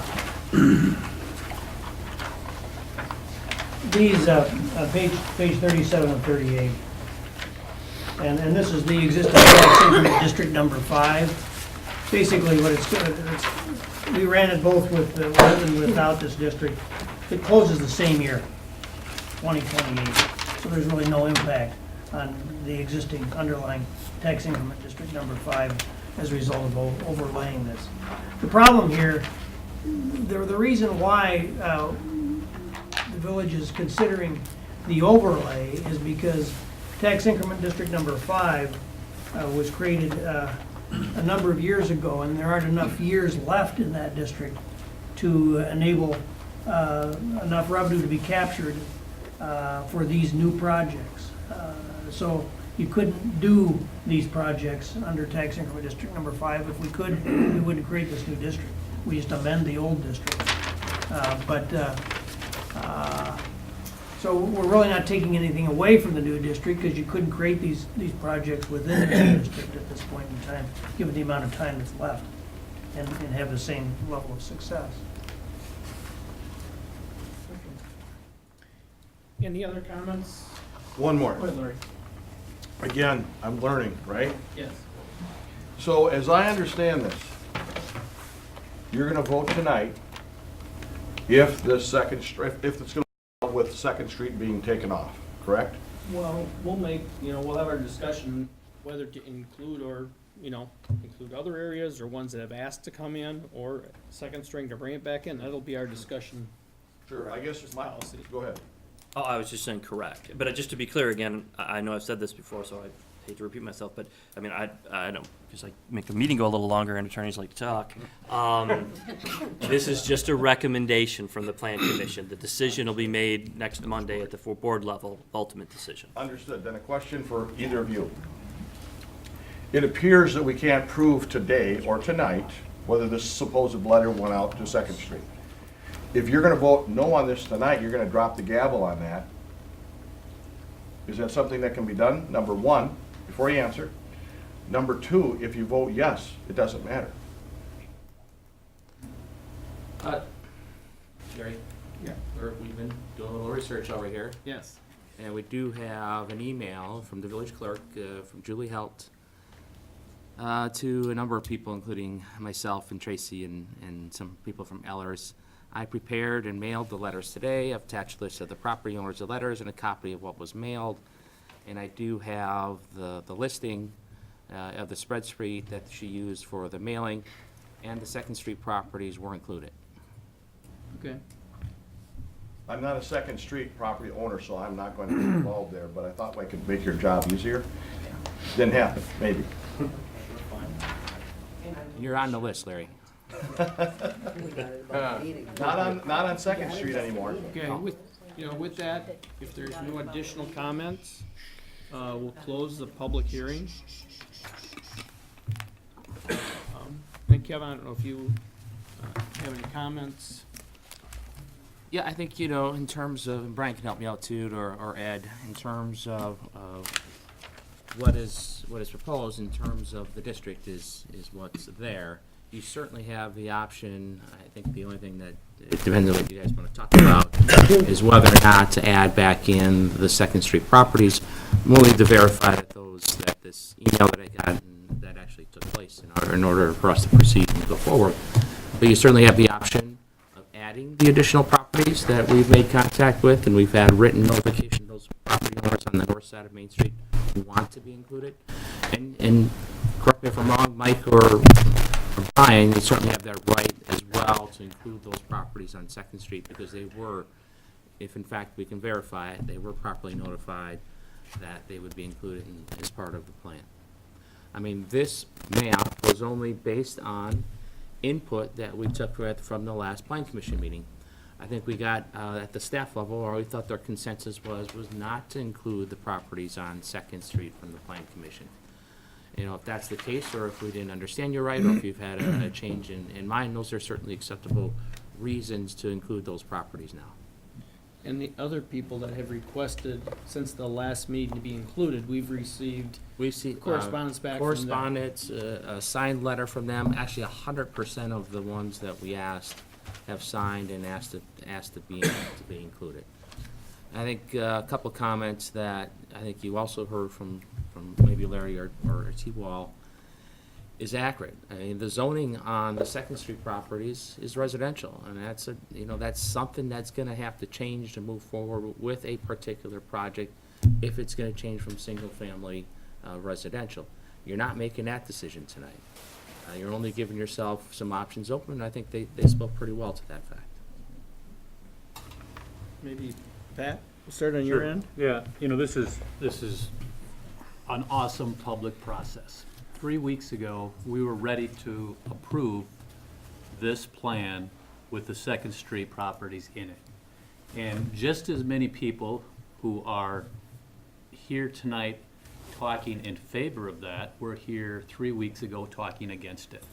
And it was people sitting right here saying, you know what, we're gonna come here, we're gonna bitch about it, and you're not gonna listen. And we said, no, we're gonna listen. And we did. And we said, you know what, we heard from a lot of people on the south side of Second Street and to the west of West Street saying, I don't want a 4-story apartment building across from me. This isn't the right spot for it. That's what we heard 3 weeks ago. And we said, can't blame them. These are the guys who aren't selling. These are the guys who have no financial interest in this. And they said, we don't want this. At the same time, we were talking about bringing in, at that time, a whole new area. The rest of this area is in a TIF now. It's in TIF 5.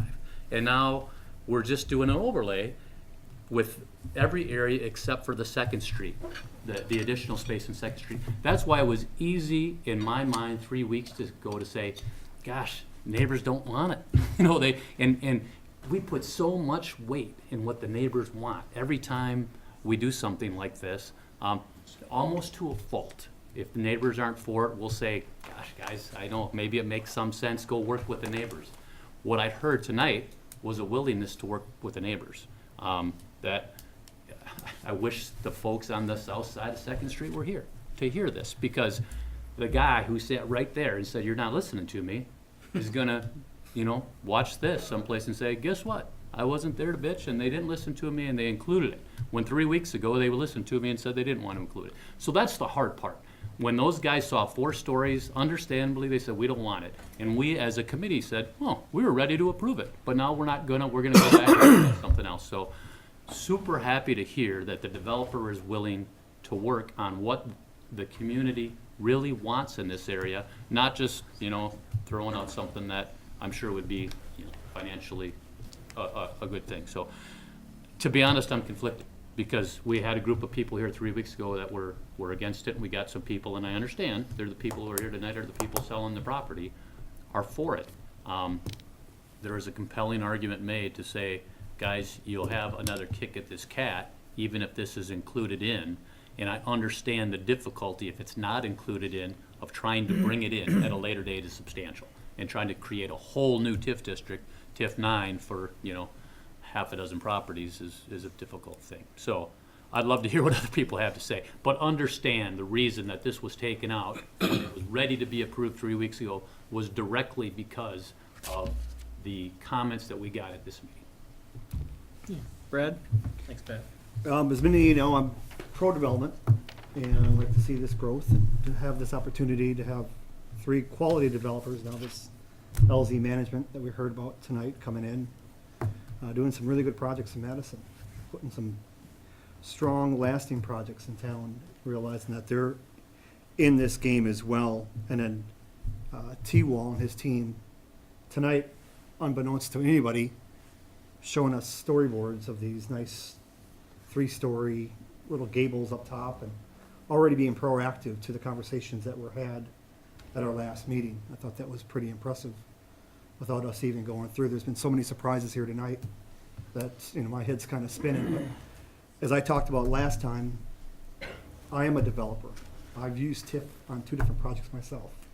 And I was against this whole conversation of only having the Main Street front on there. What good is that as a developer? What are you going to do? No one's going to, in their right mind, going to go out and take advantage of that situation with those little homes. You need to have that egress on both streets. And I think we need to all the way on both blocks into Main Street for that redevelopment. Nothing has been proposed. We don't know what T-Wall really wants to bring, other than what we saw here tonight on those storyboards. Todd Schmidt is adamant for Hudvee to have gas lamps on the front of his building. Those are expensive. Without TIF, those things don't happen. Hudvee's doing the right thing. They listen, they understand. To put a high-quality project on Main Street, you need some extra help and need that assistance.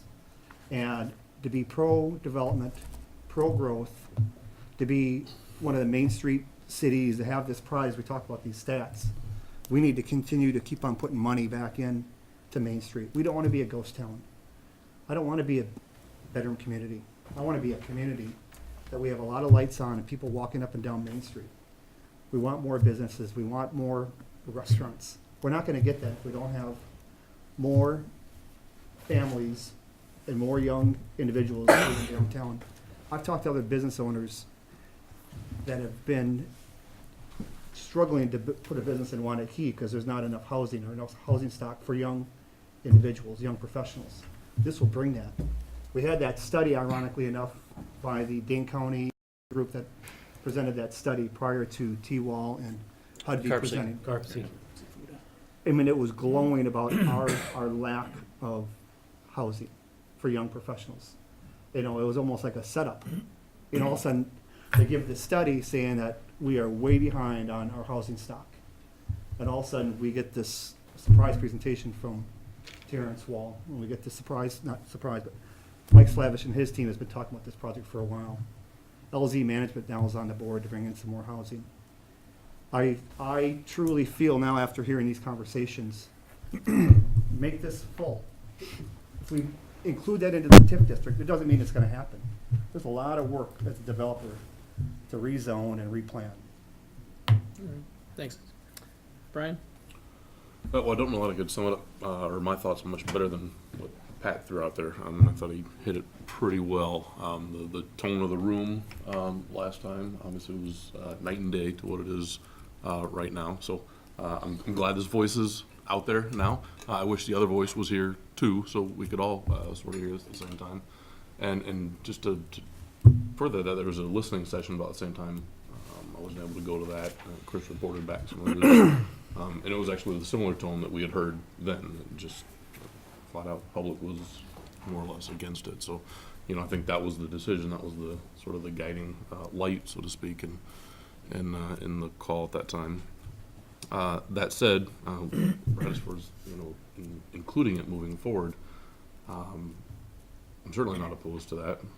I like the ability, the flexibility to explore options with Terrence and his group, you know, for maybe what we can do there, if we can find some middle ground, allow something to go forward, allow the neighbors on the South Street to be accepting of what might go in there.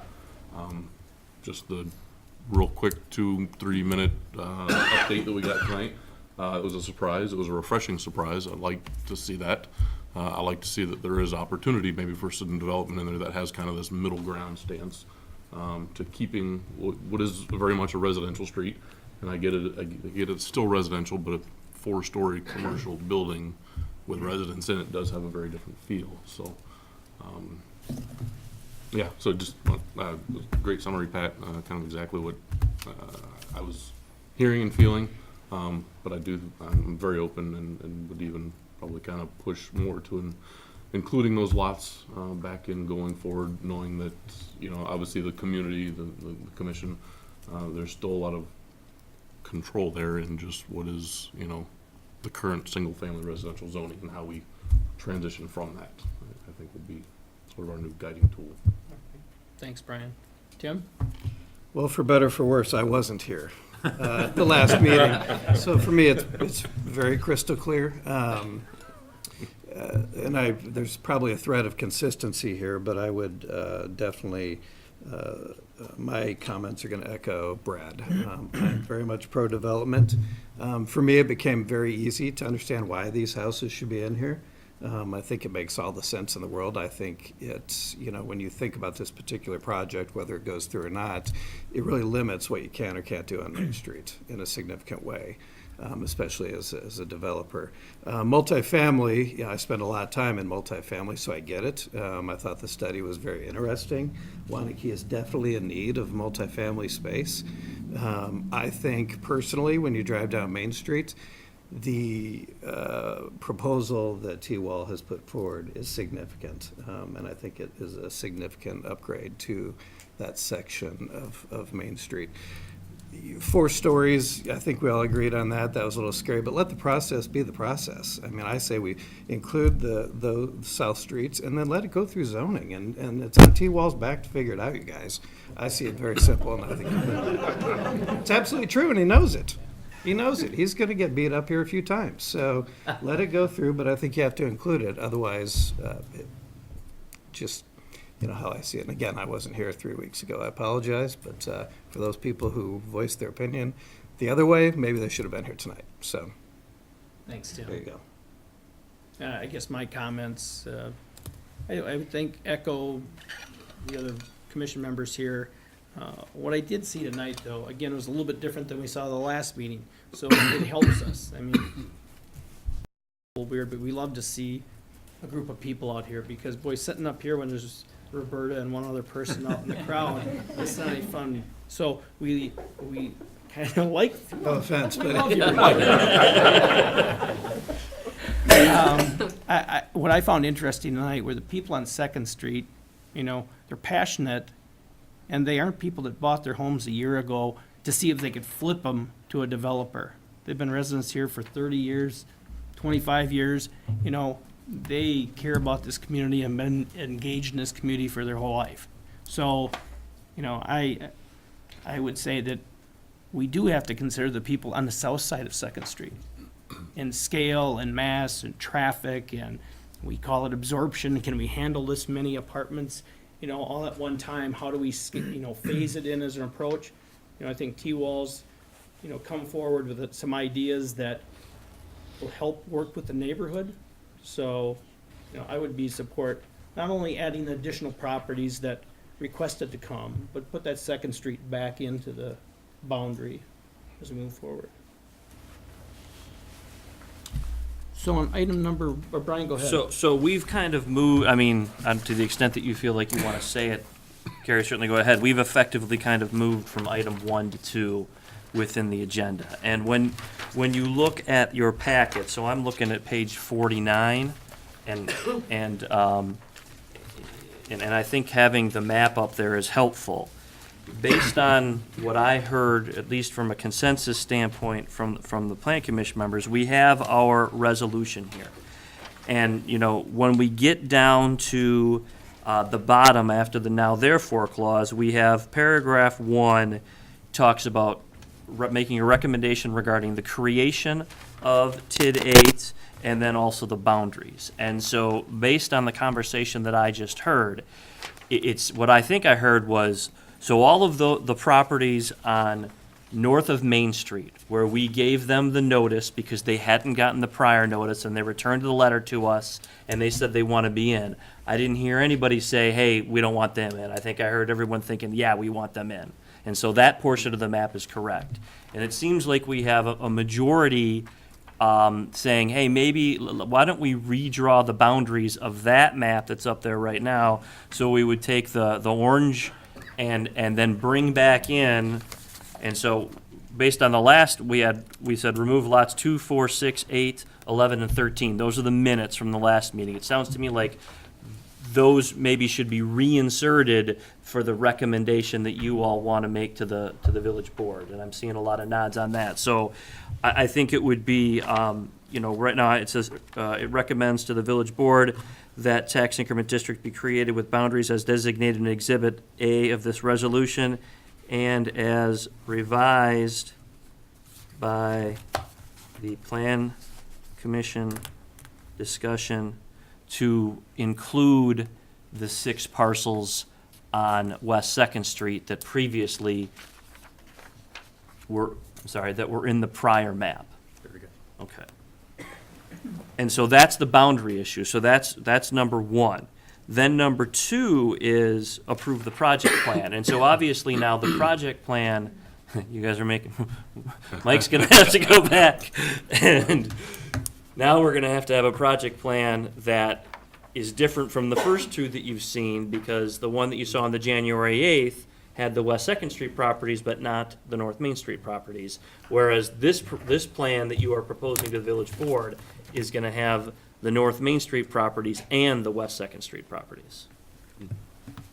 And so I think that capture, and I'm not sure, and then, we'll work off of the one that you have in place right now, because I think you made a few updates to it, but not, you didn't make any substantive changes to the project plan that was in the packet, or No. okay, you just updates, yeah, okay. So we would work off of the project plan that was handed out to you, that Tracy had up on the screen tonight for everyone to see, with the adjustment of adding the Second Street properties back in. Brian, what about the conceptual site plans on 27 and page? Well, yeah, I think, 26. well, let's talk about that, because, what we've heard. Brian. Yep. That's the last. Yeah, so those are the ones that would be added back in. Right now, if you look at pages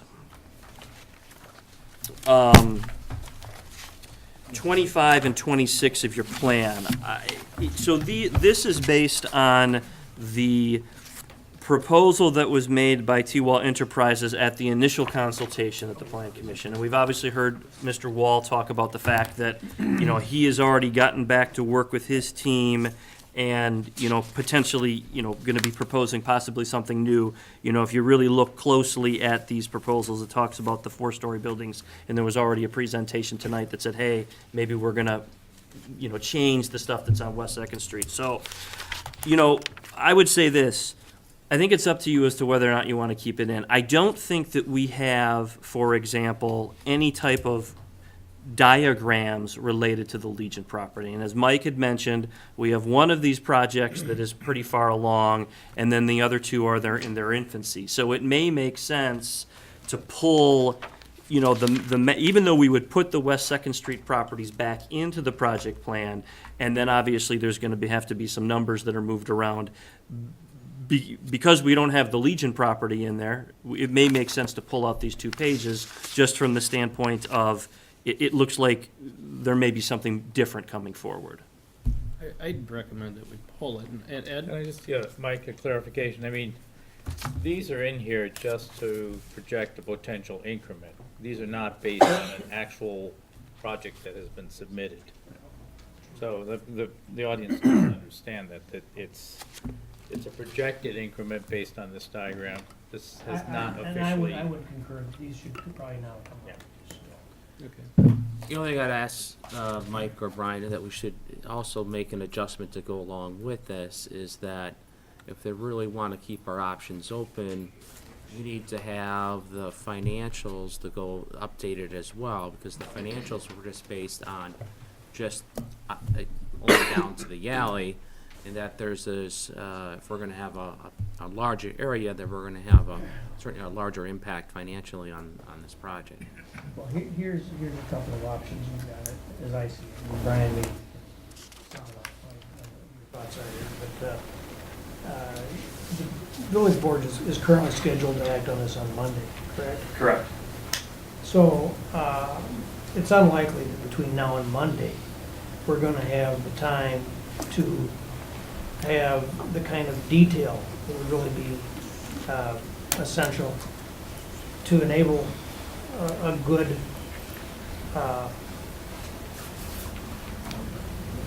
package to be developed at the level that Hubby's was, for example, in relationship to the T-Wall site. I think that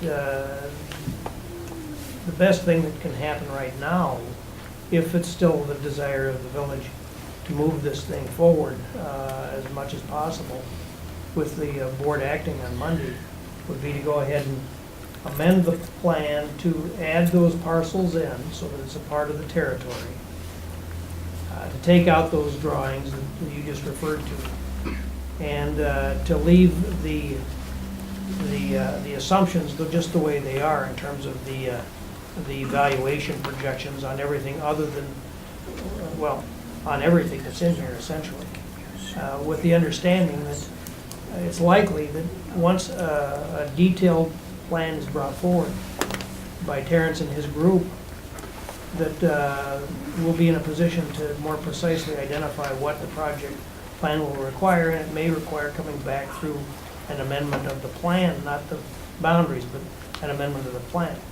Now, that does require another hearing, and it does require the process to add whatever the costs are and justify that. But, you know, that's, and then there would be an additional cost to that, I would have to tell you as well, to go through that process. But I just don't see how you can effectively, I mean, we can throw a bunch of numbers up here, but I can't defend them because I don't know what's really going on here. Like, did we have numbers of the project plan that came before the Plan Commission on January 8th? Were there projected figures based on the American Legion development and the, can we go back to those? I mean, I appreciate the fact that the project as it was proposed in the initial, you know, for that may modify, but I guess, I think the answer probably is you need to modify those numbers because now we believe that the project may be different, but I just want to confirm that. Mm-hmm. And then I think We had significantly larger values, so. okay. And so I think, well, I would just tell you, I mean, I think Mike identified one way. I mean, I suppose the other thing to do is, and this is something that, you know, we'll have to get Todd's input on, is the potential to, if we're faced with the idea of, okay, the project plan that was gonna go to the village board either goes on Monday, but then because we don't have fully complete numbers, that then we may have to amend the project plan in the future, if that's one option, versus do you wait until, let's say, the first meeting in March to have the project plan go to the village board, where there is more time to get the numbers in place so that it wouldn't have to be amended in the future. In other words, does it pay to wait either till the second meeting in February or to the first meeting in March to get it fully completed so that you don't have to amend it in the future potentially, versus taking it next Monday, where, yeah, we can get the project plan approved with the property, all the properties in, but we may have to amend some of the numbers. That's something I think, Todd, I mean, I first of all, I don't think anybody in this room can make that decision, quite frankly. I think that that's something that Todd's really gonna have to weigh in on, because I know there are other factors at play as to why Monday matters. Okay, maybe first, Mike, I want to understand how it affects, your project. Sure, I appreciate that, Gary. Our plan had been to initiate construction on our portion of that. We'd initially thought first week of March. More realistically, we're looking at middle of March. Clearly having a clear approval on the TIF and our plan was part of that approval process. So I'm curious as to how what you're suggesting, Brian, might change that timeline. Or maybe Kevin, that's for you to respond. Yeah, I'm thinking, Brian, even if we take an extra week or two and wait till the 19th of February, we're still not gonna have enough information to firm up those numbers, because we need a more firmed up plan, and we're not gonna get there in a couple of weeks. I think Terrence himself said it's gonna take months and months and a lot longer And we're for gonna us to have to get look at, comfortable with a plan. we're not gonna know what's gonna be even approved there. So for like a having, long time. what Mike's suggesting is just, let's include it in the boundary. We got some general assumptions in terms of some increment that we were planning on doing. And if those numbers don't work going forward for Terrence, we'll have to amend it. We'll have to amend it based on an actual plan that goes through the entitlement process. And maybe there's a way that, you can add about 25% or whatever that rule is in terms of, if we need to make some adjustments and we can fit it within those parameters, we may not have to amend the plan. But I think it'd be best to move this thing forward on the TIF, if that's what we've been shooting for, to keep Mike Slavich's project on pace, get this in front of the board. And you know what? They're gonna all show up, and the people that were here a couple weeks ago will probably show up on Monday too, so, we might have to have a double. Terrence, Let's do you have- include it.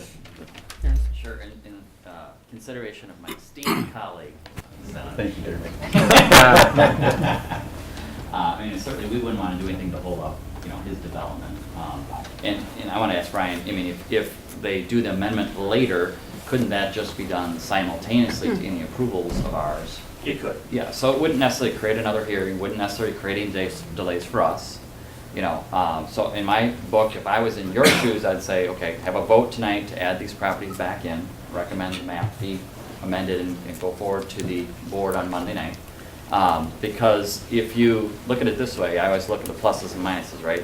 If you go forward now, and the representative from Ellers can correct me right on this, you've got some low numbers in there right now from our development, so you're safe, right?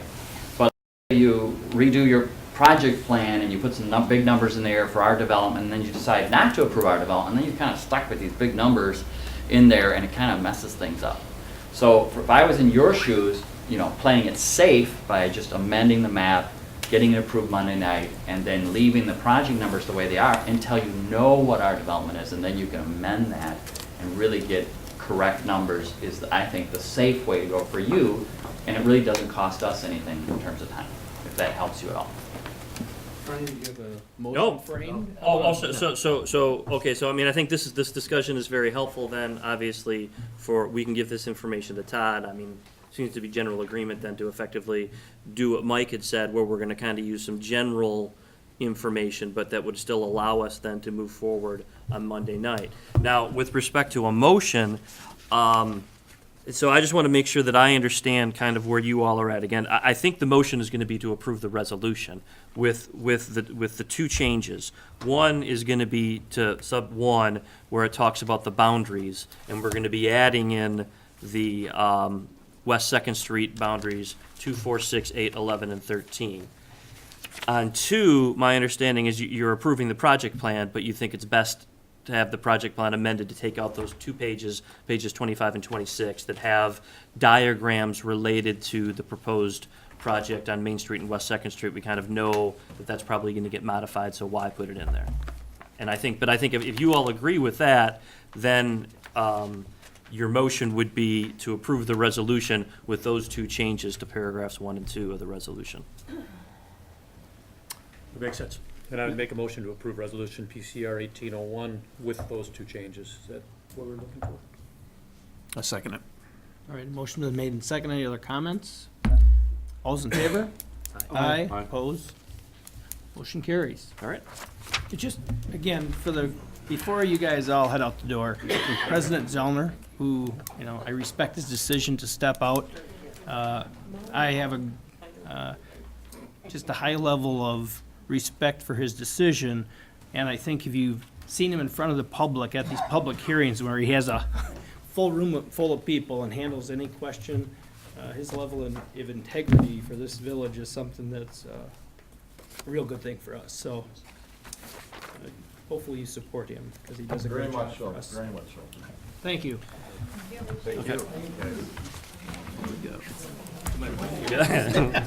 He's gonna be the only one here. Excellent, good, because I need to go, Hey, Larry, thanks. Yeah, we're done.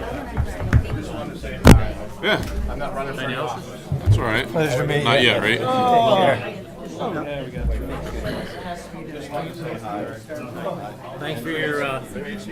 Thanks for your comments. I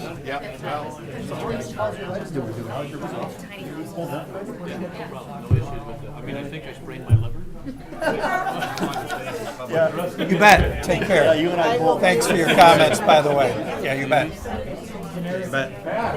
Thank you for being here. Really appreciate it. Send registered letters out or certified? You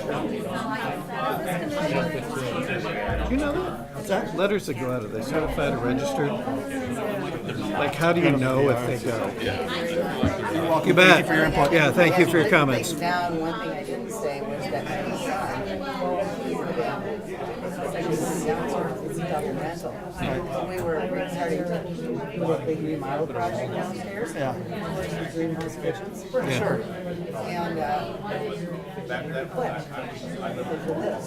And, so he's living in limbo. I mean, he was gonna buy the place, and I can't do anything. I like Howdy. your comment about the historic splendor. That was good. Listen, huh? Well, we try to every once in a while. I have all my hearing aids on. The historic splendor. That was good. I appreciate it. Is that Bob Seaman's son? Are you Bob Zeman's son? No, We didn't push a little harder on the. Need a gavel. Hey, you gray-haired guy in the back. Hey, Phil, we're having a meeting.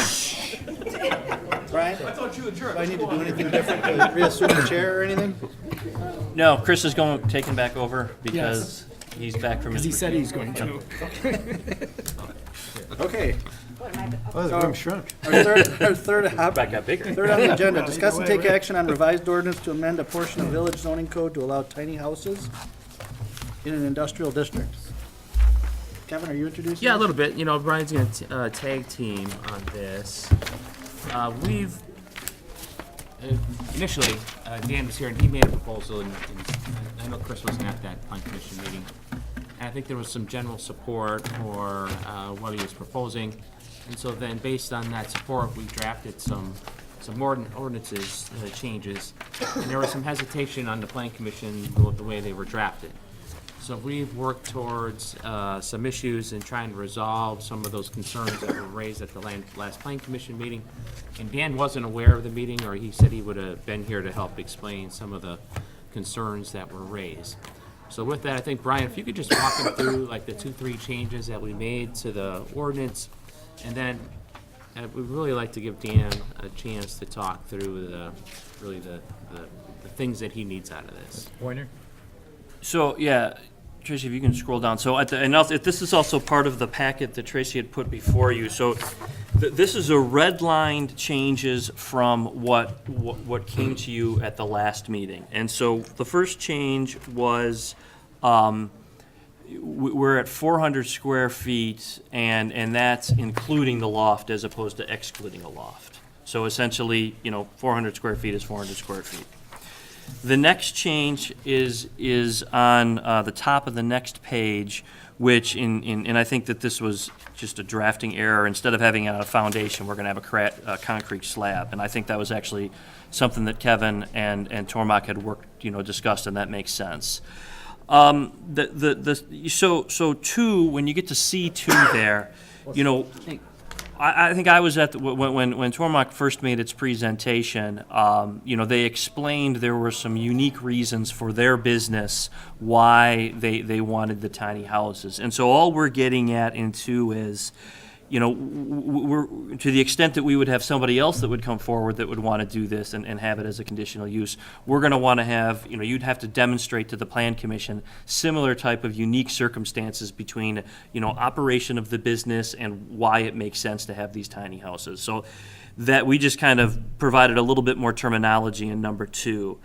I think, where we, on three, this is something that we kind of got back together as a village staff after your comments. And this is a way to, I think, get at maybe what the uniqueness of the business operation, but at the same time place maybe some limitations on the tiny houses that weren't in the initial draft. And so it would be effectively, you're only going to have one person who's going to reside at the tiny house.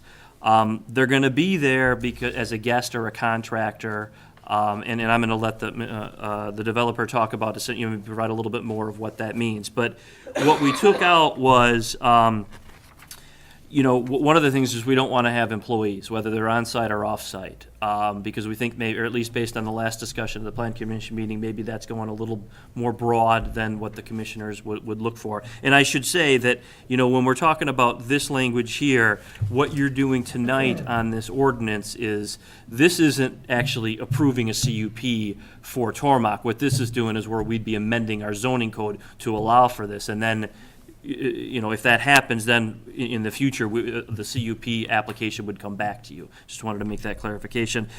One of the things that we wrestled with as a village staff was just administration. We want to, if you're going to allow this but have it from a limited standpoint, how do you know who's there? And so we kind of came up with this idea of thinking about hotels. If you used to be that you'd probably write in. Now, obviously they have everything recording, but asking any applicant to keep a logbook. So to the extent that we want to check on that and make sure that it is in fact just contractors and guests that are utilizing the facilities, that there would be some type of record of that.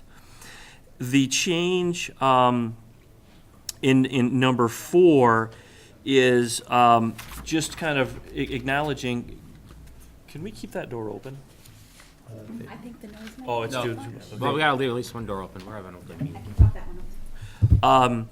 We took into consideration what the Plan Commission members had said about the previous draft, and so what we're getting at here in 4 is any applicant would be capped at a total of 8 tiny houses. And you could come in and get 4 right out of the gate if you wanted to, and then if you wanted to get an additional 4, that would require an additional CUP. And you'd only get 8, you could only get up to 8 if the square footage that it's identified in the second paragraph satisfied that. So, if you didn't have the sufficient square footage, then you wouldn't be able to get 8. You'd be at a lesser number. But we wanted to come up with kind of 2 ways to deal with some of the comments that the Plan Commission had.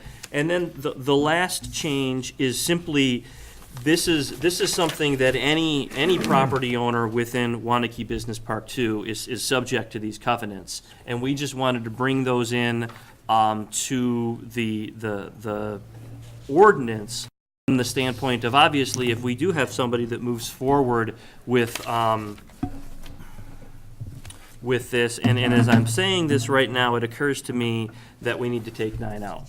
9 would be for someone who is seeking, this would be one of the conditions of a CUP that would be granted for somebody in the business park, but this is a broader ordinance, and so it could be the case that somebody would come in who's not in the business park that would want this. So I apologize for that error. I think this would be something, if you were to consider a Tormach application in the future, CUP, we'd want to include that, but for purposes of the more general ordinance, we'd need to take this out, because a property owner who isn't in the business park could conceivably move forward with an application.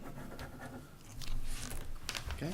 Dan wants to talk, and I shared with him what our points were, and he reminded me and sent me a copy of the PowerPoint that he went through and put it up on the screen for you so you could work with it. That he wasn't trying to hide the ball here in terms of this really was intended for remote employees and others, but I'm going to leave it up to you to make that argument. Sure. I can't remember how many of you were at the meeting where I presented this, but we currently work with a lot of people that are off-site. Right now, they're all structured as consultants, but as we grow, it's been really challenging to find people who know CNC, know engineering, fit into the particular mold of people that we're looking for, that also have a life situation that allows them to relocate to Waunakee or even the greater Madison area. So we're working with more and more remote people, and in fact, I'm pretty confident that the next full-time hire we make is going to be somebody who's going to stay mostly based out of Houston. It's just very difficult to find people with this exact skill set that we're looking for. So it's quite important to us to be able to house people that come in for a week-long visit to collaborate with people on site or with other folks. I handed around the last time we were here that sample from Fabrisonic, the 3D metal printing company. We've subsequently had them come visit, and we're working on an agreement to develop that machine in partnership with us. And that's exactly the kind of thing that we want to foster. But we can't do that with just these remote partners. So that particular portion, I'm not really concerned about the employee that lives in Janesville and a snowstorm can't make it home that night. And I certainly don't care about the employee that lives in Waunakee and wants to stay at the tiny house for fun.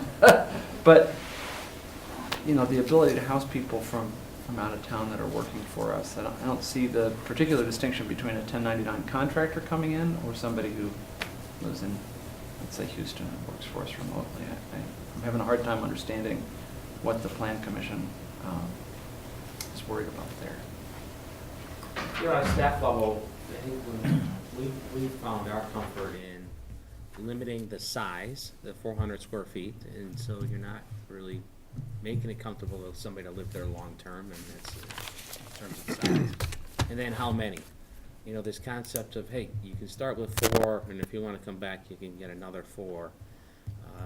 And we can evaluate it then before we get to see how this works out.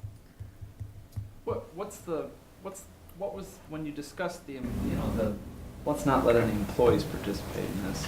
What were some of the rationales behind that? I think part of it is, your initial discussion of it all new to us and kind of hit us and said, God, that really makes sense. And I think at the follow-up meeting, and Brad made a good point, he used to be in the hotel business, and what we hear at the village board level in a lot of cases from people is, gosh, I wish we had another hotel in town. And then, Brad brought up the concern about, gosh, if we allow tiny houses, we're really taking away from that hotel business, or could be taking away from that hotel business. And so we got a little concerned about, gosh, we don't want to hurt. We want to help your business and other businesses, but we don't want to hurt existing or future businesses from coming here. So that's where we kind of get torn. Sure. And I don't mean to sound argumentative at all. I'm assuming you allow Airbnb and VRBO and other people to rent out their own properties for short-term rentals in Waunakee. And the type of thing we're talking about is, much less likely to impact the hotel business than some of that stuff. Well, I think it was important that we understand it's tied directly to the business. I think that's the way you sold it. I mean, an employee can be that's as tied to the business as you can get. But with a finite time, you have to appreciate that. I mean, let's say I have 8 of these, 10 of these, I've got 2 of them in use, and all of a sudden I rent the other 8 out for revenue generation. That could happen. I'm in favor of any language in here that would prevent me from renting these out for profit. So I think you want to put anything like that, that sounds great, but limiting the the people that could stay in here to specifically include employees that's problematic for us. Kind of get into the potential for subsidized housing, you know, kind of an arrangement.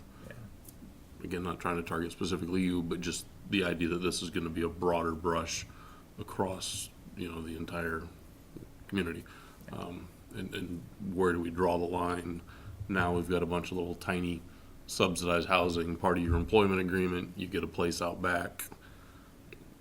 Trying to avoid that, I think, slippery slope a little bit, is my understanding. Can we do that in such a way, the language we had in there initially seemed like it did that, which was no employee who works on site, right? Employees who work off-site would not be offered a place out back, right? If the fear is Endress is gonna put up some tiny houses and have, you know, on-site factory workers, wouldn't that language of people working off-site or remotely cover that?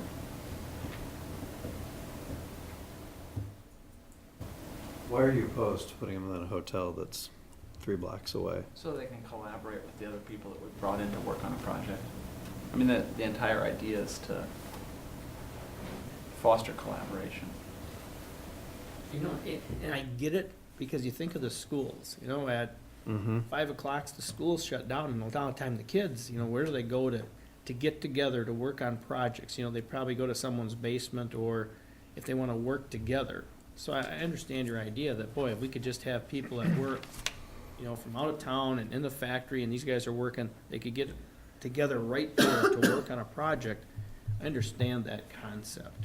Again, I just, you know, our concern is if it's, you know, 4 for you and then 8 for you, and then Nordgear comes in, and then, you know, how do we control that? And I guess we can, but that's I think some of our concern, and, you know, that's Brad. The concept is great. When I first saw it, I think this is really, this is a great way to get the community together and work on it. And then I put my hotelier hat on and realizing how this could impact moving forward. You know, what hotelier is to say, I want to come into the village of Waunakee? And you know, hotels bring in a nice tax base. And it would really deter future development if we put in 3 or 4 of these different projects throughout the area. So I'm torn, because I love the concept. I think it's a great idea. We sized them down. Originally, they were about, 800 square feet, which was a nice little home. Now you're going down to 400 square feet. Eliminated this, but how do we put the brakes on as Endress comes in, because they're growing and they need the same concept. The next thing I know, we've got 5 different businesses in our business park with 4 tiny homes. That's 20 units per night. They're taking out of hotel stock. So, love the concept. I think it's great. You know, and then how do we manage it? You know, how do you know, that's the last thing we want to do is, as a village, is having to micromanage these little tiny homes. Look at their logs, make sure that they're being legit. You know, you want to trust your neighbor and trust the businesses. We want them to grow. So I'm a little torn on it. How many proposals like this have you guys seen? Is there a real fear that Endress is going to come in and try to subvert the hotel industry with tiny houses? Yeah, I don't know. I was just calling the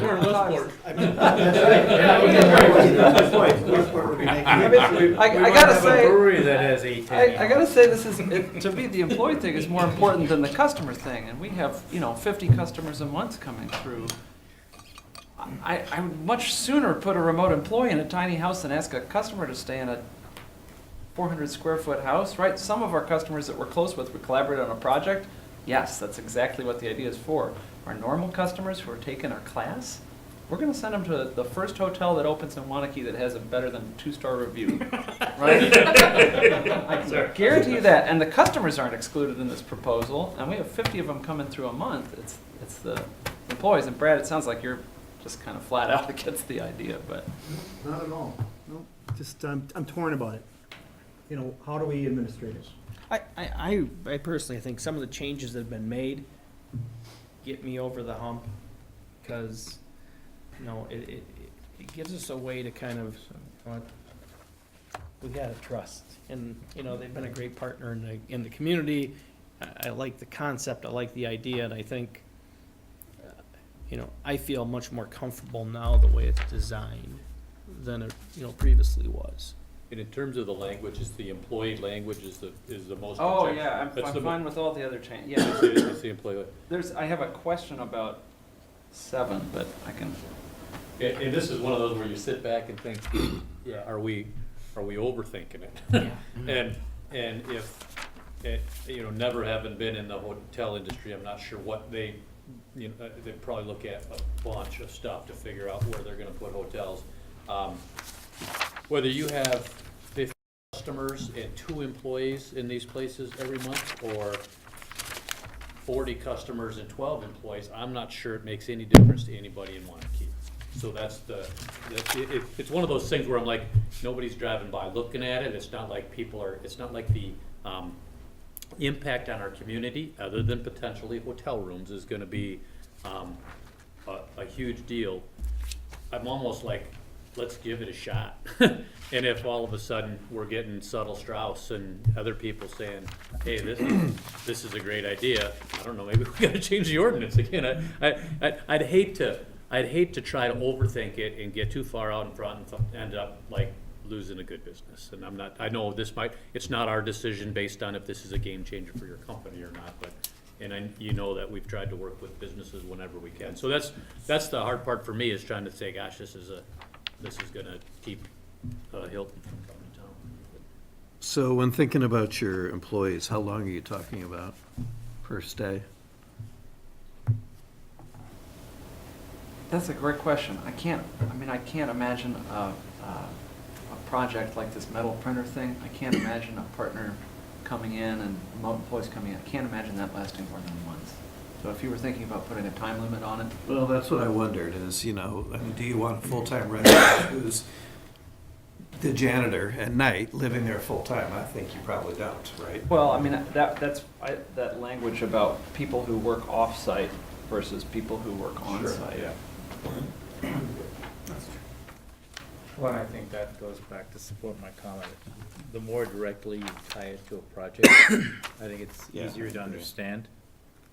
Even if it is longer than 30 days, for example, I have no idea what Polar does. They have this 1-year fellowship for artists that work in the foundry. I have no idea where they put them up. Yeah. But something like that would be unique and I think tied to 1-year research or whatever. Sure. But so the more you can tie it to what you do, I think that would elevate everybody's comfort level. Saying that it's a 30-day duration, that's what our R&D is, or that's what our production build-up is. If we were able to tie it to somehow in the language tied to a project, the project were detailed in the logbook, for instance. Would that make you guys feel more comfortable about the employee? Well, that was the concept of the logbook. So everybody would disclose, it'd be transparent, and everybody's so comfortable. Person, date, project that they're working on.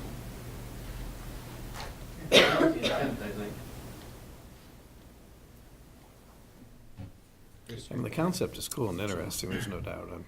I'm trying to decide how I feel. I'm like Brad right now. How is this going to, from a legal standpoint, Brian, we're subverting potentially putting people up in hotels, which is tax revenue to the village. How will these be taxed differently than the business right now? Or will they be part of it?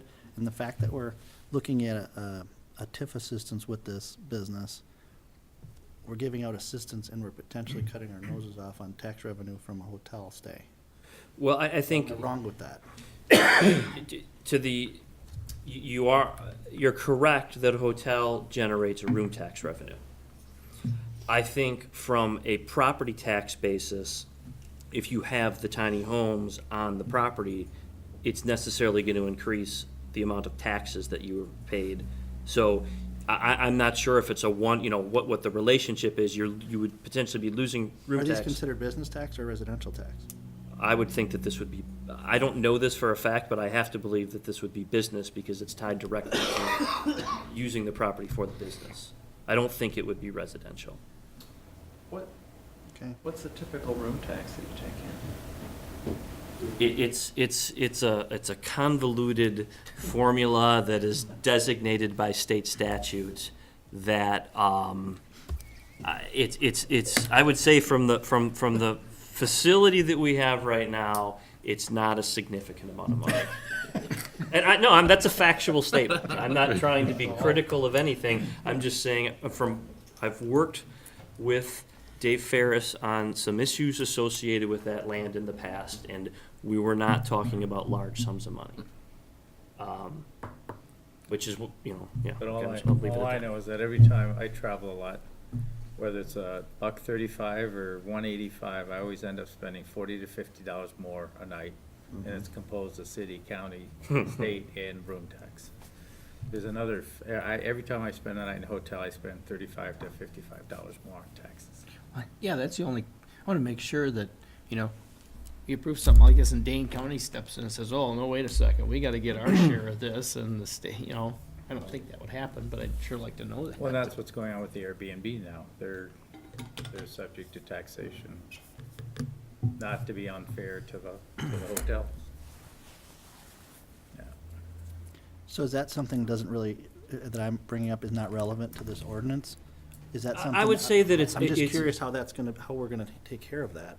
I think it's a relevant point to bring up, because to the extent that the village were to adopt this ordinance and then allow these types of tiny houses as part of a conditional use process, that theoretically, if but for these tiny houses, the same individuals that were staying at the tiny houses would use the hotel, then you would see you would lose the room tax revenue. Now, what I don't know is, well, even if we're losing that room tax revenue, are we gaining it back with the increase in the property value and the property taxes by having the tiny houses there? So could it effectively be a wash, potentially? What does Could something you like this pilot a cost? room? Could you do a Build? pilot agreement on the room tax? Between $50,000 and $100,000 to build ones on wheels. Well, the Waunakee High School is interested in doing this as part of their construction process. I'm sure it ends up being taxed at whatever the value of it is, so even if the high school builds it. So back to projects bearing these, so I was initially assuming that you would not be charging for these, that it would be factored into whatever the project is. Yeah, we would not charge. So it'd be, if I'm doing a new X, Y, and Z Yeah, you'd come. product development would include 20 days of this unit as part of your overhead or your. We pay for their airfare. Yeah, well, that's what I'm saying. So it's not competing on the fair market, that's where I'm going. It's part of the project cost. Income, To that person they're bringing in, is that a form of income?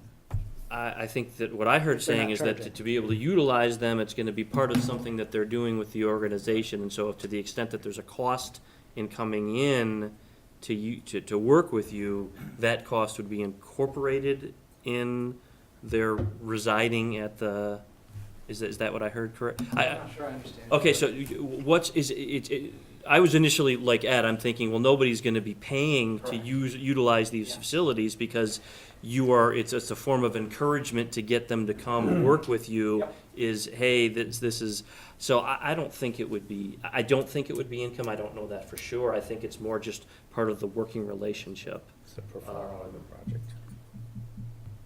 Yeah. Okay. Yeah, so that wouldn't be competing, it's just. I think the not having competition to- would be they're at the tiny house as opposed to being The hotel. at a hotel, but at the same time, I will tell you, just working with the municipalities that I do, obviously people are seeing a lot of increase in the use of these Airbnbs, and so that's one of the reasons why we had the change in the law on state statutes recently, where now they're gonna end up paying room taxes just like hotels, because, and that is, and just so you all know, the Waunakee, just like any municipality in the state, is not in a position to prohibit the Airbnbs. They're here to stay. There's a few things that you can do, but that's,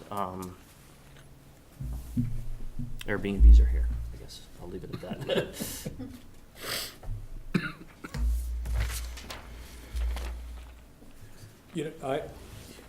I guess I'm comfortable and not overly concerned about it. I'm not even sure, why I understand the concerns about the hotels.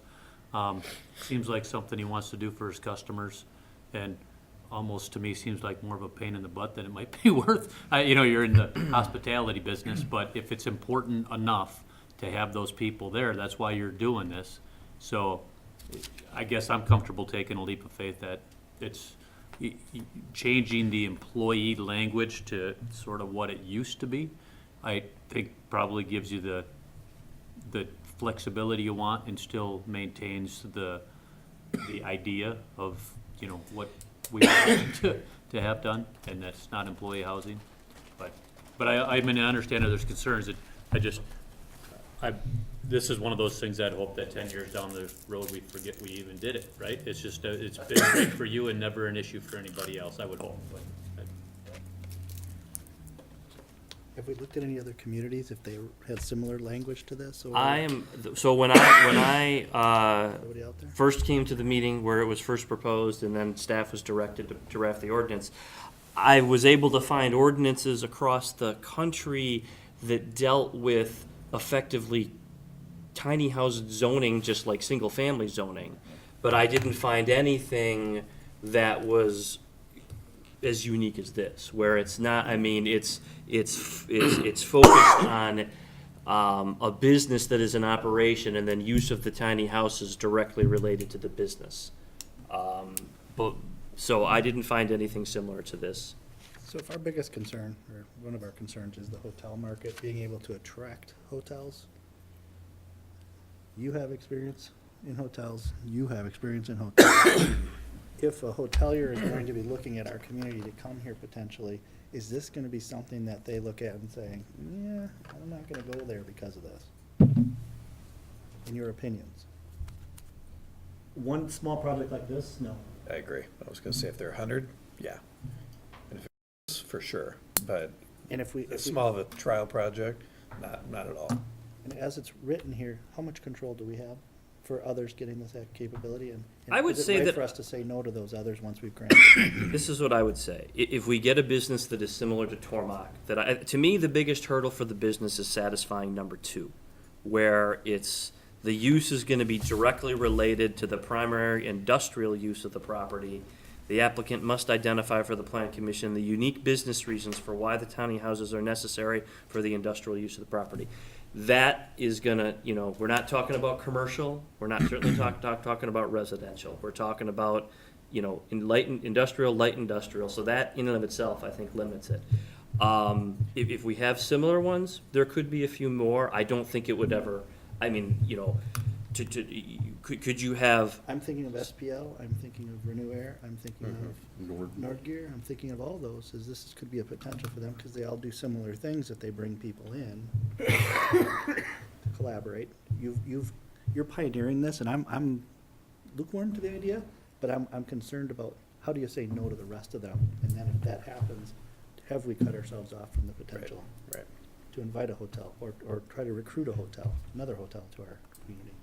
Well, I mean, is there a way to put That's a? the only concern I have with And I this. understand. And if SPL came to us and said, that's a freaking great idea, we're gonna build 6 high-quality tiny homes, and it's gonna make us an even more attractive place for our, customers to send their guys, I guess I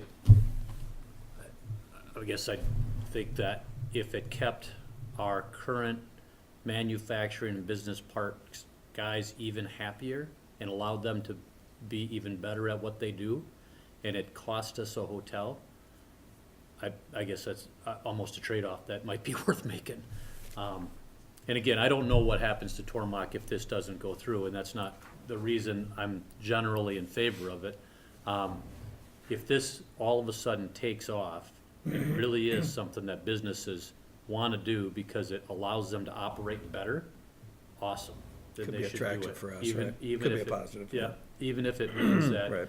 we don't get a hotel. And you know what, we've never done this before, we've never done it before. Maybe we hey, we gotta look at this for 2 or 3 years to really figure out, gives us time to say, hey, well, that was a good idea, and it gives you some time to say, hey, it's either a good idea or, God, I'm gonna get these We're gonna things sell out of them. here Yeah, because right. they're driving me crazy. And I look at it, our industrial park has always been just moving along. This could be a really big competitive advantage. to go against the forest. Oh, and that's it, it's sun cutting prairies of the edge, world. right. If You it know, really and were. what's the trade-off? We want to see strong, heavy growth in our industrial park, that we put our developers through a lot of scrutiny to have architectural designs much heavier burden than the forest or Sun Prairie or anybody else. You know, where's that trade-off? So we're making them put more money up in the front of the building, make it look beautiful and stonework, et cetera. Maybe this is our competitive advantage. If we don't want to get in the hotel market, let's do that. And I think Brad and I would probably argue that it's gonna be a while before a hotelier really looks at this market. Nothing against it, but I do think, you know, if you really dive into the numbers, it'd be very, very tough to pencil out. Okay, so how the motion Chris? would, I was just We got gonna one say, more just idea. one thing, and this would be something that you would be more putting on the record as a plan commission and a village board if you wanted to do this, to basically say, if you're inclined to adopt, recommend approval of the ordinance, it looks like we might wanna work through a little bit here, but you can put it on the record that, look, we're gonna approve this, we're gonna adopt the ordinance now. If somebody wants to come to us with an application, Tormach, we're gonna address it.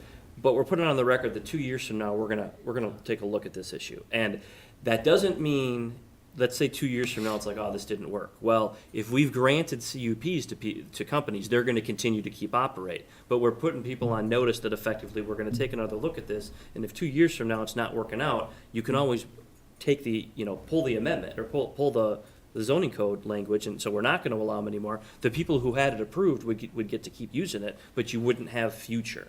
I mean, that's, especially if you're really concerned about the idea of, you're doing something very unique here, wanting to take another look at it 2 years from now to see how it's working out. And I think if you're putting that on the record and making people aware of what you're doing, that's, obviously you're being very forthcoming and transparent on that. Does it make sense to put a timestamp on it too, if somebody can be in there? I guess I would say that if somebody's when somebody comes to us, they're going to need to get a CUP, and if they are operating in conformance with that CUP, I would say I would probably just, as long as you continue to do that, you're going to comply with the CUP. You're going to be able to do that. If you don't comply with it, then we have the ability to seek revocation. And I think we kind of have a time in this already, in that when we talk about this phasing, you got to get a new CUP for the second He's saying phase. time for nights. You're asking, should we limit it to Oh, 30 I'm nights? sorry. I thought you were talking about. Because easily, his business could explode, and all of a sudden, he's moving somebody here from Houston, and they're in there for 120 days. Are we okay with that? No, yeah, so that was one of the things, so I just want to go back to what you have in your packet right now. What I would like to add at the end is a new section 9 that gets at the maintenance, because I think we want to have some maintenance requirement in there. It's not going to be as specific as to reciting to the business park, because theoretically we could have somebody who's not subject to that. But I think we want to have something in here regarding proper maintenance of the tiny houses. I think the idea of saying that it cannot be a revenue source, I think it would make sense to add some language there. And then when we go back to sub 3 here, the discussion that I've heard is potentially going back towards the language that we had with off-site employees being allowed, but then also some type of potential deadline or project-specific, something that would allow off-site employees to reside in the tiny houses, but for anyone, whether it's an off-site employee, contractor, guest, or what have you, maybe placing some type of time restriction in there, in the ordinance. That's at least kind of what I've heard. How does that work for you? We heard 30 days, right? Yeah. I mean, if that's what it takes to get you guys comfortable with it, then 30 days is fine. From a practical standpoint, I don't know too many of the people that we work with right now that would even be willing to spend 30 days away from their house, let alone a 400 square foot house in Wisconsin in the winter. Beautiful in the summer. So it is beautiful in the summer in an industrial park. It's a very pretty industrial park. So, I mean, that would be fine. Or putting on a project, got to be related to a project would be fine. The only problem with that is a project infinite time, right? I'm just in favor of limiting time. That's my opinion. I think you have to put some sort of control on it. So limiting the Just my time and opinion. then reviewing it after a year or two. Yeah, that's what I mean, I would we should think do. if it didn't work, you say it doesn't work. Yeah, they're gonna throw the lever. Do you have So the we need a motion? recommendation to the village board with those changes outlined by the village attorney. Was there one comment about the architectural thing you had mentioned? Oh, I was just a little unclear. It's from talking to Kevin previously, the village likes tilt-top a lot in that park, and I'm assuming that consistent architecture does not mean like a tilt-up concrete tiny house, right? It's just, you want to paint it the same color and it kind of looks similar to the, so I just want to make sure that I was understanding section 7 correctly. I think that that's just giving village staff the ability to make sure that you don't have, you know, a nice, a particular industrial building and then you have pink houses next to it. Well, or, I mean, I just worked on a project up in Chippewa. Okay, They all so look like they belong our motion in should be, national forest. It'd be a motion to recommend the village board to make the changes as outlined by the village attorney.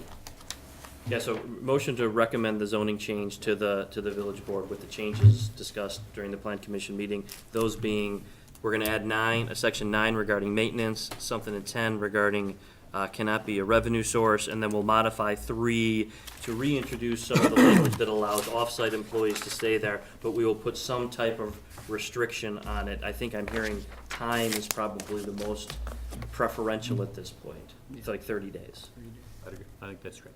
So moved. okay, but Pat, I'm gonna just ask, can you please give us guidance at the village board how this is going to be taxed as well when it gets there? Is that part of the motion, or do I need to? I think that doesn't need to be part of the motion, that's So just a motion by clear. Pat, second by That's a Gary? good question. Okay, any other comments?